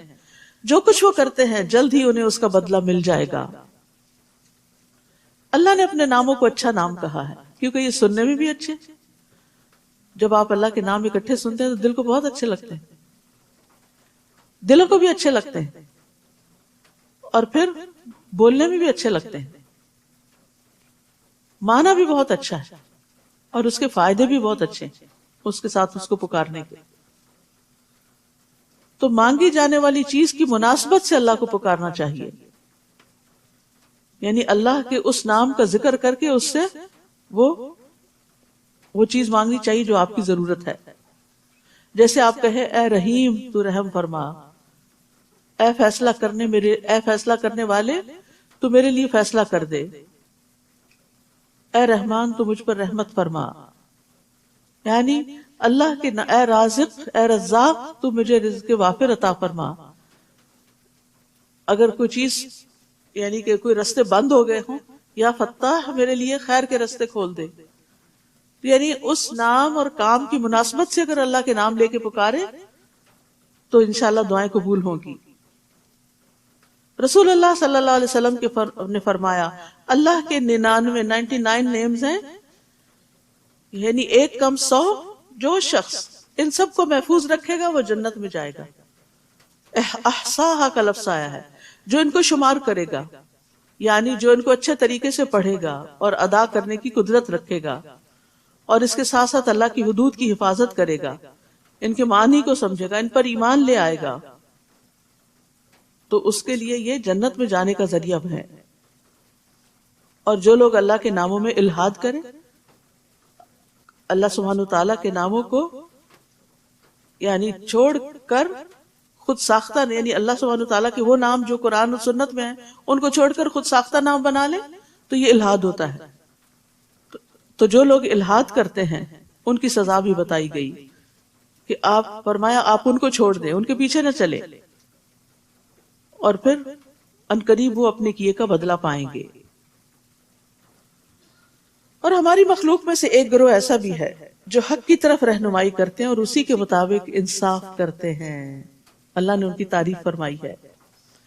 اور جن لوگوں نے ہماری آیات کو جھٹلایا انہیں ہم اسی طرح بے تدریج تباہی کی طرف لے جائیں گے، ہم انہیں اس طرح بتدریج تباہی کی طرف لے جائیں گے کہ انہیں خبر تک نہ ہوگی۔ استدراج کل بھی کہتے ہیں، اس کا مطلب ہے شیطان ان کے لیے اعمال مزین کر دیتا ہے اور ان کو پھر ہلاکت تک پہنچا دیتا ہے۔ ضحاک کہتے ہیں استدراج کا مطلب ہے کہ وہ جب کوئی نئی نافرمانی کرتے ہیں تو ہم ان کو کوئی نئی نعمت دے دیتے ہیں، ڈھیل دے دیتے ہیں۔ سفیان ثوری کہتے ہیں ہم ان کو نعمتوں میں فراخی اور وسعت عطا کرتے ہیں اور ان کو شکر ادا کرنا بھلا دیتے ہیں۔ تو جو لوگ آیات کا انکار کریں، اللہ کا انکار کریں، اس کے دین، اس کی کتاب کا انکار کریں، پھر اللہ سبحانہ وتعالیٰ ان کو اپنا آپ بھی بلوا دیتا ہے۔ وَأُمْلِي لَهُمْ إِنَّ كَيْدِي مَتِينٌ، اور میں انہیں ڈھیل دے رہا ہوں، یقیناً میری تدبیر کا کوئی توڑ نہیں۔ کیا انہوں نے کبھی نہیں سوچا کہ ان کے ساتھی محمد صلی اللہ علیہ وسلم کو کوئی جنون نہیں؟ وہ تو محض ایک کھلے ڈرانے والے ہیں۔ کیا انہوں نے آسمان اور زمین کی حکومت اور جو چیز بھی اللہ نے پیدا کی ہے ان میں کبھی غور نہیں کیا؟ اور کیا یہ بھی نہیں سوچا کہ شاید ان کی زندگی کی مدت قریب آ لگی ہو، ختم ہو رہی ہو؟ تو پیغمبر کی اس تنبیہ کے بعد اور کون سی بات ہوگی جس پر یہ ایمان لائیں گے؟ جسے اللہ گمراہ کر دے اسے کوئی ہدایت دینے والا نہیں، اور وہ انہیں ان کی سرکشی میں چھوڑ رہا کہ سر ٹکراتے پھریں۔ لوگ آپ سے پوچھتے ہیں کہ قیامت کب قائم ہوگی؟ آپ ان سے کہیے یہ بات تو میرا رب ہی جانتا ہے، وہی اسے اس کے وقت پر ظاہر کرے گا، اور یہ آسمانوں اور زمین کا بڑا بھاری حادثہ ہوگا جو یکدم تم پر آ پڑے گا۔ یعنی قیامت کا آنا زمین پر سب سے بڑا حادثہ ہے۔ لوگ آپ سے یوں پوچھتے ہیں جیسے آپ ہر وقت اس کی ٹو میں لگے ہوئے ہوں، یعنی قیامت ہی کے بارے میں سوچتے رہیں۔ ان سے کہیے اس کا علم تو اللہ ہی کو ہے، مگر اکثر لوگ اس حقیقت کو نہیں جانتے۔ قُلْ لَا أَمْلِكُ لِنَفْسِي نَفْعًا وَلَا ضَرًّا إِلَّا مَا شَاءَ اللَّهُ، آپ کہہ دیجئے مجھے تو خود اپنے آپ کو بھی نفع یا نقصان پہنچانے کا اختیار نہیں۔ کس کو کہا جا رہا ہے؟ نبی صلی اللہ علیہ وسلم کو۔ نفع نقصان کا اصل مالک کون ہے؟ صرف اللہ۔ نبی صلی اللہ علیہ وسلم کے پاس بھی اختیار نہیں۔ آپ سے جو نفع انسانوں کو پہنچا وہ وہی ہے جو اللہ نے ان کو دیا، لیکن الٹیمیٹ نفع نقصان کا مالک صرف اور صرف اللہ تعالیٰ ہے۔ اور بندوں سے بھی بندوں کو جو نفع پہنچتا ہے نا اس کا بھی اللہ اذن دے تو پہنچتا ہے۔ اللہ ہی جو کچھ چاہتا ہے وہ ہوتا ہے۔ اور اگر میں غیب جانتا ہوتا، یہ پیغمبر کہہ رہے ہیں نبی صلی اللہ علیہ وسلم، اگر میں غیب جانتا ہوتا تو بہت سی بھلائیاں حاصل کر لیتا، مجھے کبھی کوئی تکلیف نہ پہنچتی، پہلے سے ہی بندوبست کر لے، سد باب کر لیتا۔ میں تو محض ایک ڈرانے والا اور بشارت دینے والا ہوں ان لوگوں کے لیے جو ایمان لے آئیں۔ وہی تو ہے جس نے تمہیں ایک جان سے پیدا کیا اور اس سے اس کی بیوی بنائی تاکہ اس کے ہاں سکون حاصل کرے۔ تو ایک عورت کا جو اہم ترین رول ہے زندگی میں وہ ہے شوہر کے لیے باعث سکون ہونا۔ یہ اس کی بہت بڑی عبادت ہے تاکہ وہ باہر کے بڑے بڑے کام کر سکے۔ باہر کی دنیا کے چیلنجز بہت بڑے ہوتے ہیں، اس کے لیے گھر کے اندر سکون چاہیے ہوتا ہے، لیکن ہم اپنے کاموں کو بہت بڑا سمجھتے ہیں۔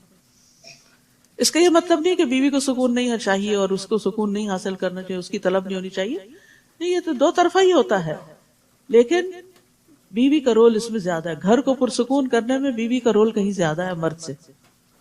مرد تو مہمان کی طرح سارا دن کے بعد کام کر کے آتا ہے، پھر رات گزار کے پھر صبح کام پہ چل پڑتا ہے۔ تو اس لیے گھر کی ذمہ داری چونکہ عورت پر ہے اور گھر کا سکون بھی عورت مینٹین کرتی ہے تو اس کی طرف اسے متوجہ کیا گیا۔ پھر جب کسی مرد نے اپنی بیوی سے صحبت کی تو اسے ہلکا سا حمل ہو گیا، پریگننسی ہو گئی، جس کے ساتھ وہ چلتی پھرتی رہی. پھر جب وہ بوجھل ہو گئی یعنی آخری مہینوں میں، تو دونوں اپنے رب سے دعا کرنے لگے کہ اگر تو ہمیں تندرست بچہ عطا کرے تو یقیناً ہم شکر کرنے والوں میں سے ہوں گے. پھر جب اللہ نے انہیں تندرست لڑکا دے دیا تو وہ اللہ کی بخشش میں دوسروں کو شریک بنانے لگے، جبکہ اللہ ایسی چیزوں سے بلند تر ہے جو یہ لوگ شریک ٹھہراتے ہیں. ایشرکون ما لا یخلق شیئا وہم یخلقون، کیا وہ ایسی چیزوں کو شریک ٹھہراتے ہیں جن کا کسی چیز کو پیدا کرنا تو درکنار ہو، خود پیدا کیے جاتے ہیں. یعنی اگر انسان کو ہی شریک ٹھہراتے ہیں تو انسان تو خود پیدا کیا جاتا ہے، تو اللہ کے برابر کیسے ہو سکتا ہے؟ بنانے والا اور بننے والا ایک تھوڑی ہوتے ہیں. فَلَا يَسْتَطِيعُونَ لَهُمْ نَصْرًا وَلَا أَنفُسَهُمْ يَنصُرُونَ، وہ نہ تو ان کی مدد کر سکتے ہیں اور نہ ہی اپنی مدد کر سکتے ہیں. یعنی جن ہستیوں کو بھی، جن چیزوں کو بھی، جن پتھروں یا لکڑی کے بنائے ہوئے بتوں کو لوگ حاجت روا اور مشکل کشا سمجھتے ہیں، تو یہ دراصل اپنے آپ کو ہی دھوکہ دے رہے ہیں. کوئی کسی کی مدد نہیں کر سکتا غائبانہ طور پر، اور نہ ہی کوئی اپنی مدد کر سکتا، وہ بھی اللہ ہی کرتا ہے. اگر تم انہیں راہ راست کی طرف بلاؤ تو وہ تمہاری تو تمہاری پیروی نہیں کریں گے. تم انہیں بلاؤ یا خاموش رہو، تمہارے لیے ایک ہی بات ہے. جن لوگوں کو تم اللہ کے سوا پکارتے ہو وہ تمہاری طرح کے بندے ہیں. اگر تم اپنے دعوے میں سچے ہو تو ضروری ہے کہ جب انہیں پکارو تو وہ تمہیں اس کا جواب دیں. الہم رجل یمشون بہا ام لہم ایدی یبطشون بہا ام لہم اعین یبصرون بہا ام لہم آذان یسمعون بہا قل ادعوا شرکاءکم ثم کیدون فلا تنظرون. کیا ان کے پاؤں ہیں جن سے وہ چلتے ہیں؟ جن کو یہ پکارتے ہیں، جو بت کھڑے کیے ہوئے انہوں نے جگہ جگہ اور ان سے مرادیں مانتے ہیں اور دعائیں کرتے ہیں، یہ بتائیں کہ کیا وہ کہیں چلتے پھرتے بھی ہیں یا بس کھڑے ہی رہتے ہیں ایک جگہ پر؟ یا ان کے ہاتھ میں ہیں جن سے وہ پکڑتے ہو، یا ان کی آنکھیں ہیں جن سے دیکھتے ہو، یا ان کے کان ہیں جن سے سنتے ہو؟ آپ ان سے کہیے کہ اپنے سارے شریکوں کو بلاؤ اور میرا جو کچھ بگاڑ سکتے ہو بگاڑو اور مجھے مہلت بھی نہ دو. تو یہاں پر اللہ سبحانہ وتعالیٰ نے پاؤں، ہاتھ، آنکھوں اور کانوں کا خاص ذکر کیا ہے، کیونکہ یہ ہدایت حاصل کرنے کے خاص ذرائع ہیں. علم کے حصول کے لیے، کوشش کرنے کے لیے، دوسروں کی مدد کرنے کے لیے. تو اس لیے کہا کہ غیر اللہ کے پاس تو یہ ساری فیکلٹیز ہی نہیں ہیں، تو وہ تمہاری مدد کہاں سے کریں گے؟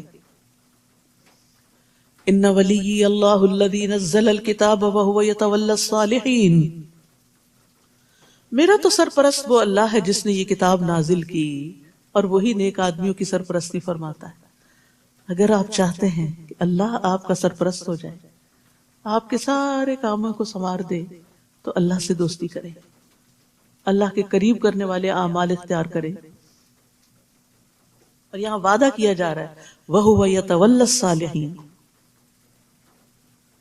اور جنہیں تم اللہ کے سوا پکارتے ہو وہ تمہاری کیا مدد کریں گے؟ وہ تو اپنی مدد بھی نہیں کر سکتے.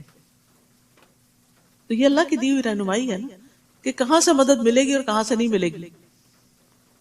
وَإِن تَدْعُوهُمْ إِلَى الْهُدَى لَا يَسْمَعُوا، بلکہ اگر تم انہیں ہدایت کی طرف بلاؤ تو وہ تمہاری بات سن بھی نہیں سکتے. تمہیں ایسا نظر آتا کہ وہ تمہاری طرف دیکھ رہے ہیں، حالانکہ فی الواقع کچھ بھی نہیں دیکھتے.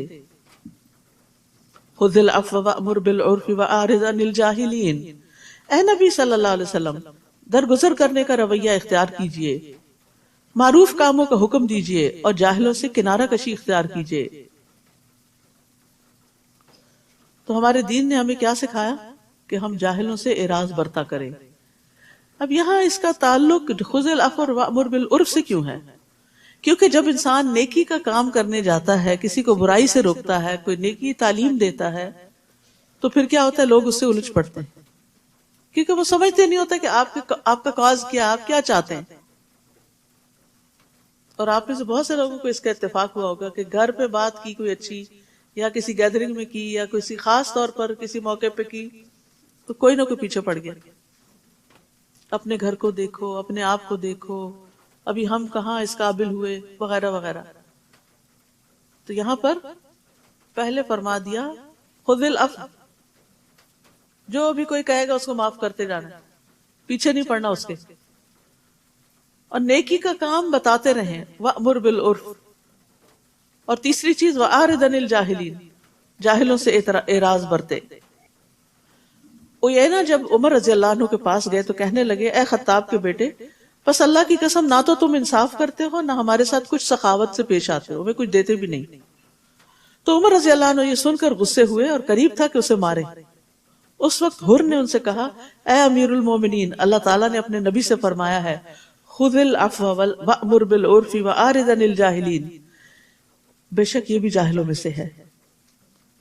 اللہ کی قسم جب حر نے قرآن مجید کی تلاوت کی تو عمر رضی اللہ عنہ وہیں رک گئے، اور آپ اللہ کی کتاب کے سامنے گردن جھکا دینے والے تھے. اللہ کا حکم آگے، بس اس سے آگے مجھے نہیں بڑھنا.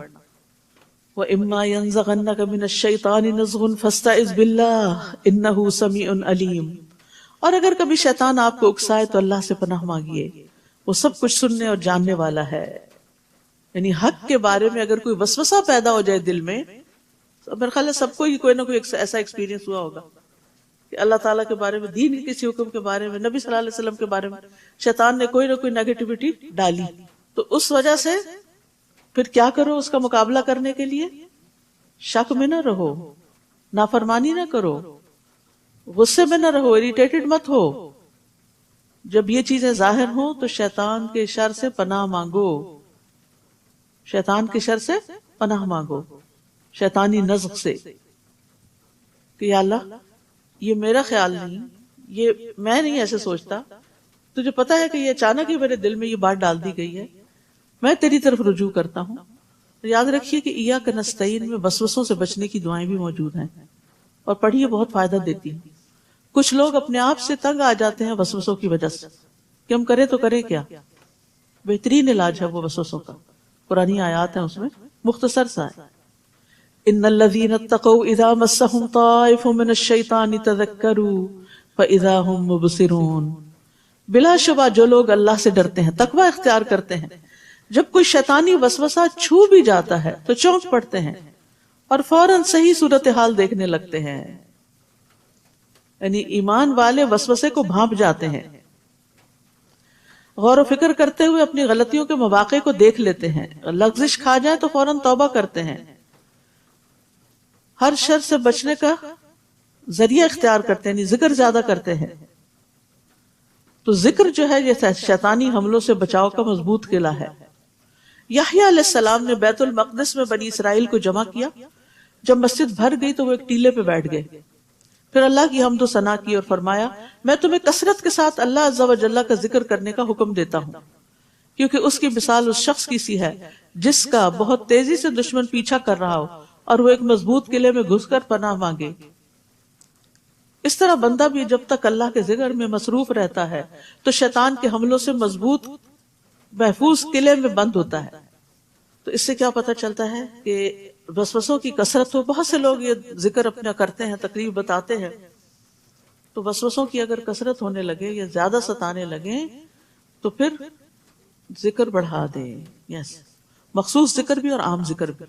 اور ان شیطانوں کے بھائی انہیں گمراہی میں کھینچے چلے جاتے ہیں اور اس میں کوئی کسر نہیں اٹھا رکھتے. اور جب ان کے پاس کوئی معجزہ نہ لائے آپ، اور جب آپ ان کے پاس کوئی معجزہ نہ لائے تو کہتے ہیں تم نے خود ہی کوئی معجزہ کیوں نہ منتخب کر لیا.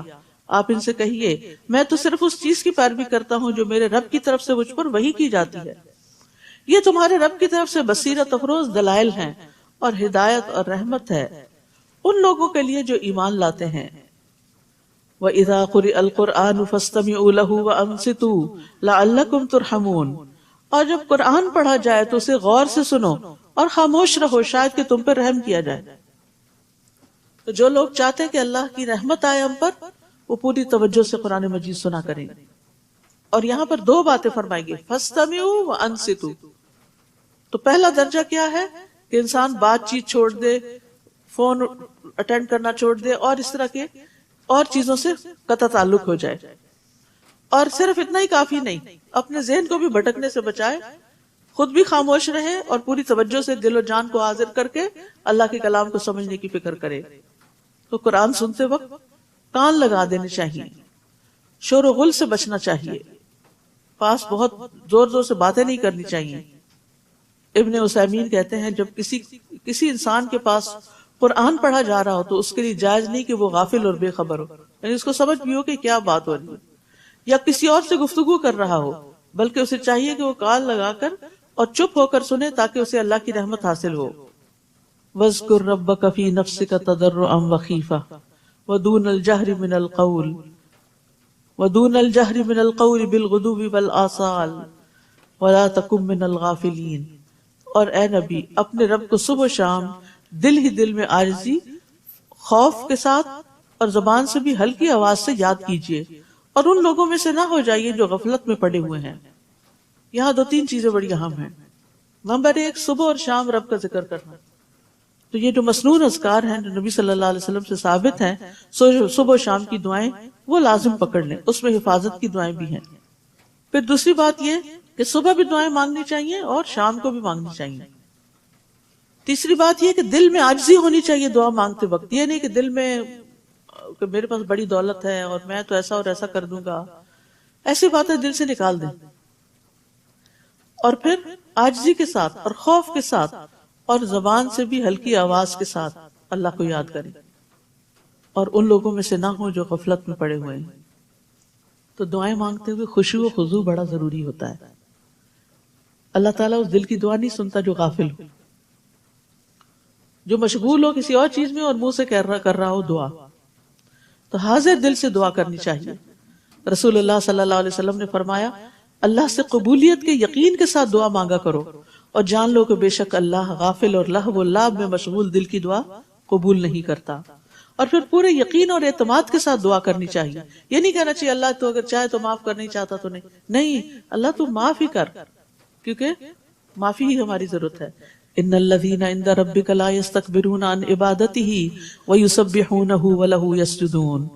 اور جو لوگ فرشتے آپ کے رب کے ہاں موجود ہیں وہ کبھی اس کی بندگی سے اکڑتے نہیں، وہ اس کی تسبیح کرتے اور اس کے آگے سجدہ کرتے ہیں.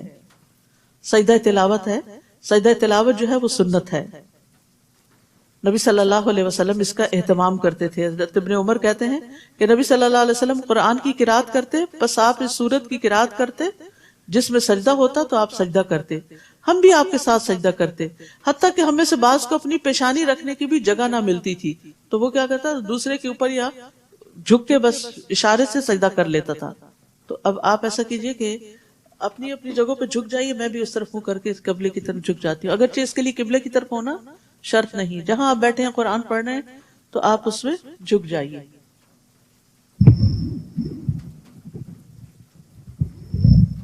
اس سجدے میں جاتے ہوئے اللہ اکبر کہتے ہیں، اٹھتے ہوئے نہیں کہتے.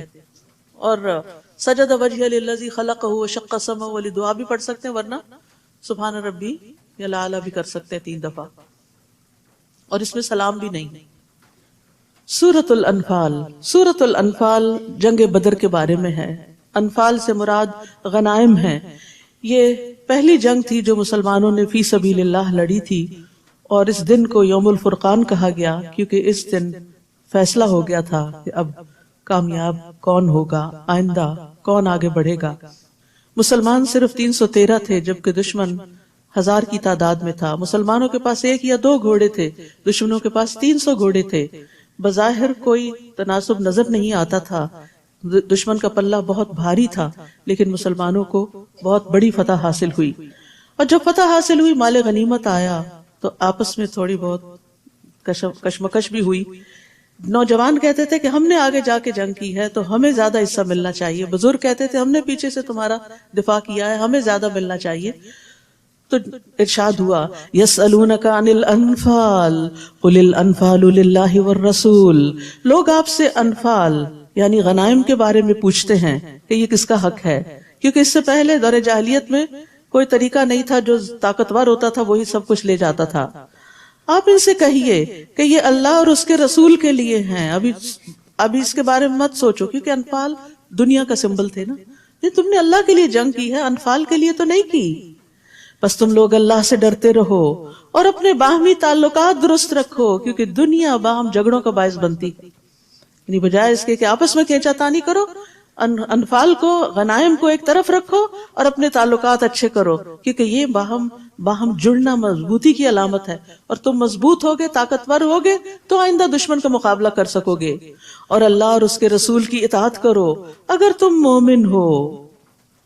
نبی صلی اللہ علیہ وسلم نے فرمایا، ابن آدم نے کوئی ایسا عمل نہیں کیا جو نماز، آپس میں صلح کروانے اور اچھے اخلاق سے بہتر ہو. اللہ کی عبادت اور بندوں کے ساتھ اچھے تعلقات اور اچھا اخلاق اعلی درجات والے لوگوں کا کام ہے یہ.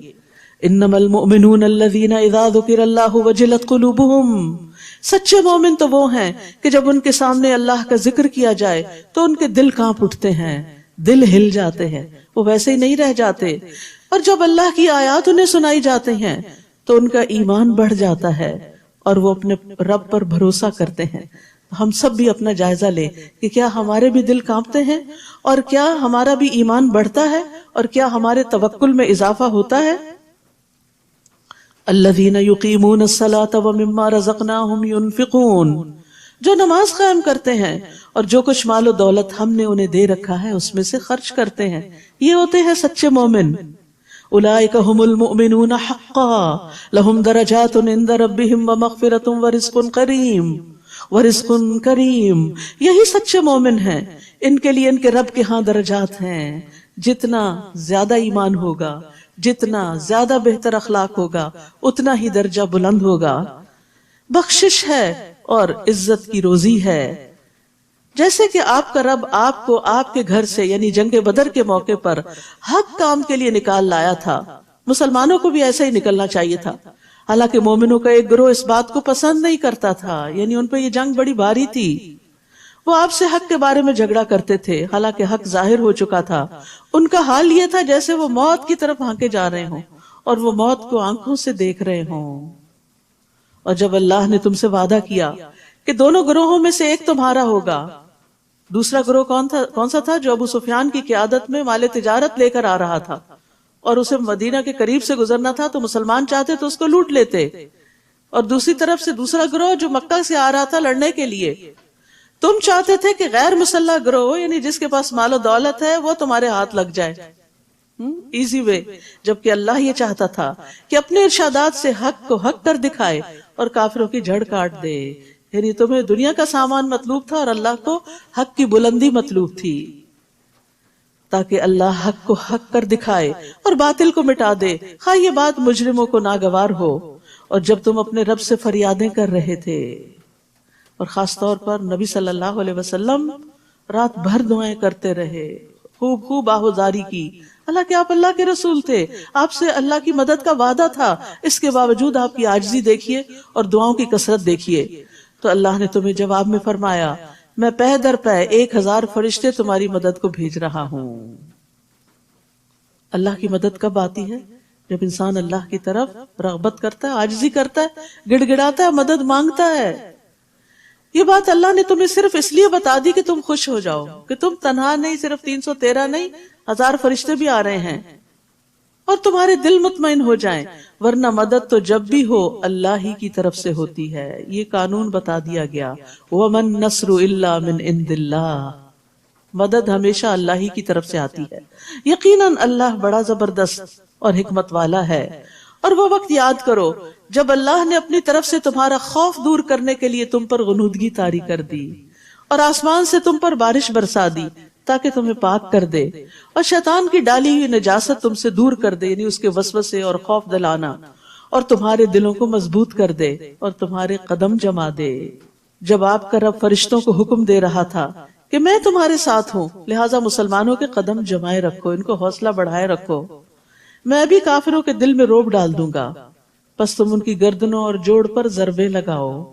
گردنوں کے اوپر 2 ہیں، یعنی ایک تو سر اوپر ہے گردن کے، یعنی سر پھوڑو، اور دوسرا گردن کاٹ دو، اور ہر جوڑ پر ضربیں لگاؤ. یہ اس لیے تھا کہ انہوں نے اللہ اور اس کے رسول کی مخالفت کی تھی، اور جو اللہ اور اس کے رسول کی مخالفت کرے تو اللہ تعالیٰ ایسے لوگوں کو سخت سزا دینے والا ہے. اور کافروں سے فرمایا یہ عذاب تو اب چکھو، اس کے علاوہ کافروں کو دوزخ کا عذاب ہوگا، یعنی دنیا میں بھی ذلت اور آخرت میں بھی عذاب۔ یا ایھا الذین آمنو، اے لوگو جو ایمان لائے ہو، جب میدان جنگ میں تمہاری کافروں سے مٹ بھیڑ ہو تو کبھی پیٹ نہ پھیرنا، یعنی چونکہ تعداد میں کم تھے تو خطرہ تھا اس بات کا کہ زیادہ دشمن دیکھ کے کہیں واپس نہ دوڑنے لگے اور بھگدڑ نہ مچ جائے، تو روک دیا گیا کہ میدان جنگ سے بھاگنا کبیرہ گناہ ہے۔ اور جو شخص اس دن پیٹ پھیرے گا، الا یہ کہ وہ کوئی جنگی چال چل رہا ہو یا مڑ کر اپنے دستہ فوج کو ملنا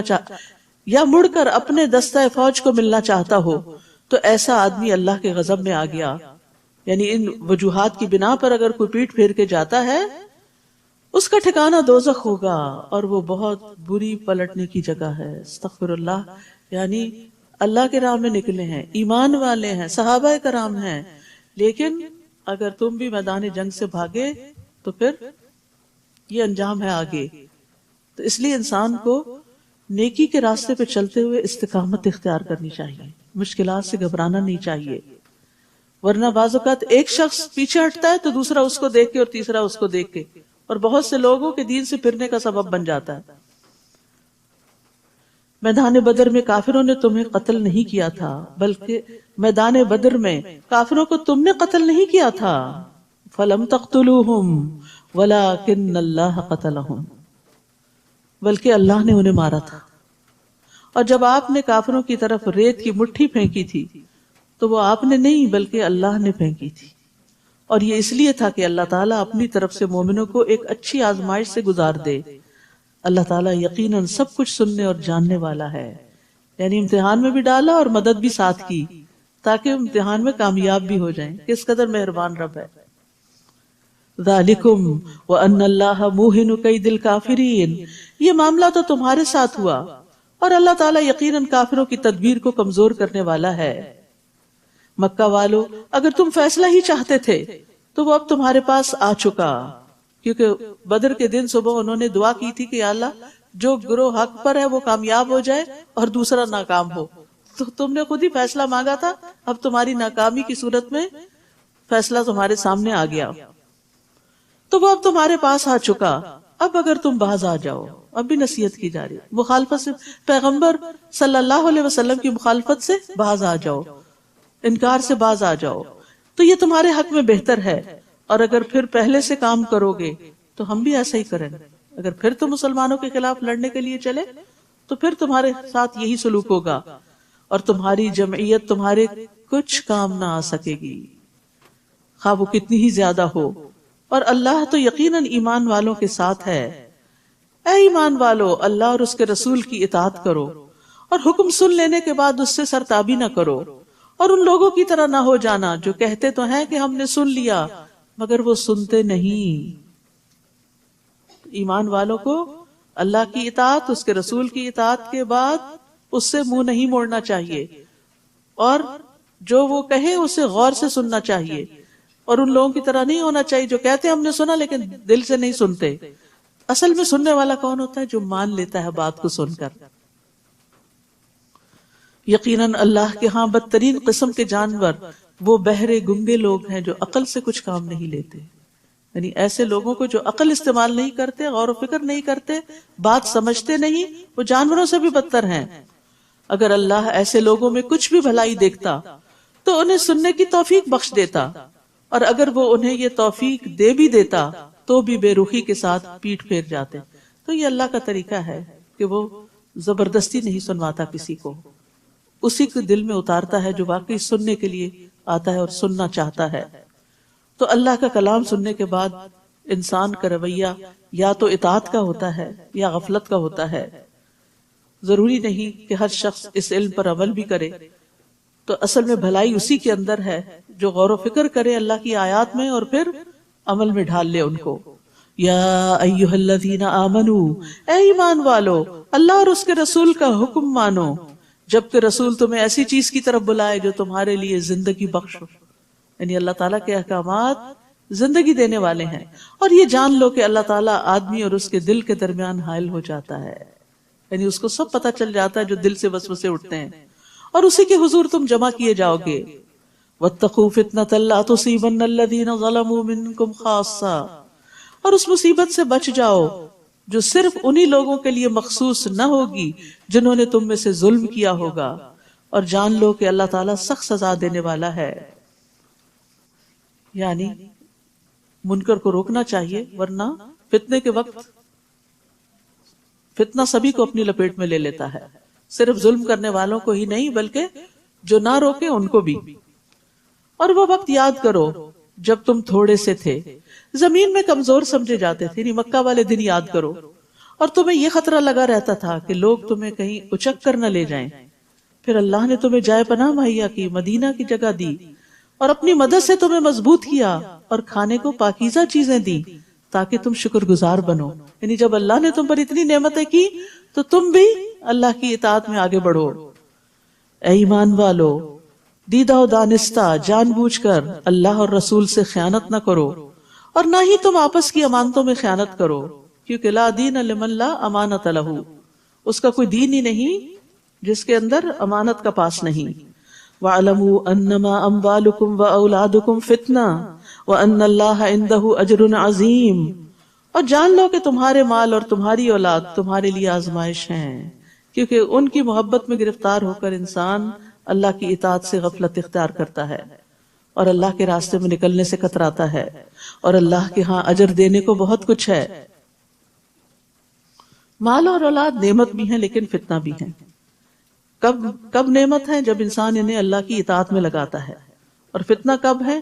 جب یہ اللہ کا شکر ادا کرنا بھلا دیتے ہیں یا اور انہی میں مشغول، اپنے میں ہی مشغول کر لیتے ہیں۔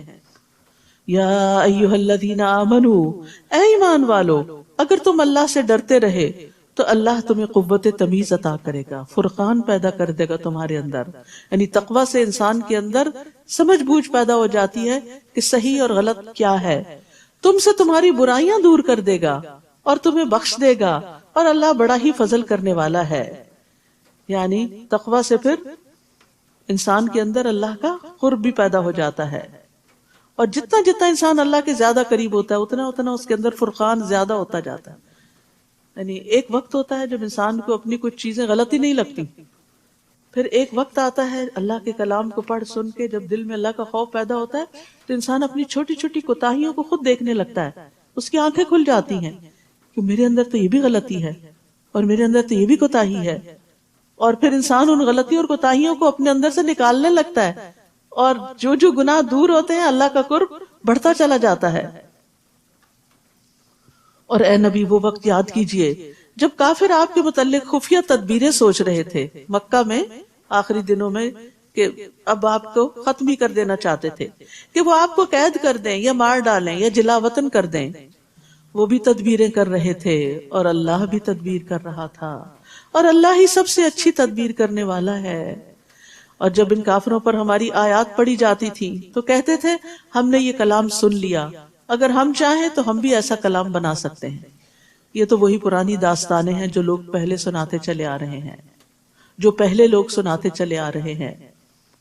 اور وہ وقت بھی یاد کرو جب ان کافروں نے کہا تھا اے اللہ، اگر یہی دین حق ہے جو تیری طرف سے ہے تو ہم پر آسمان سے پتھروں کی بارش برسا دے یا ہمیں کسی دردناک عذاب سے دوچار کر دے۔ یعنی کیسے سنگ دل لوگ ہوتے ہیں جو اپنے خلاف خود ہی بد دعائیں کرتے ہیں۔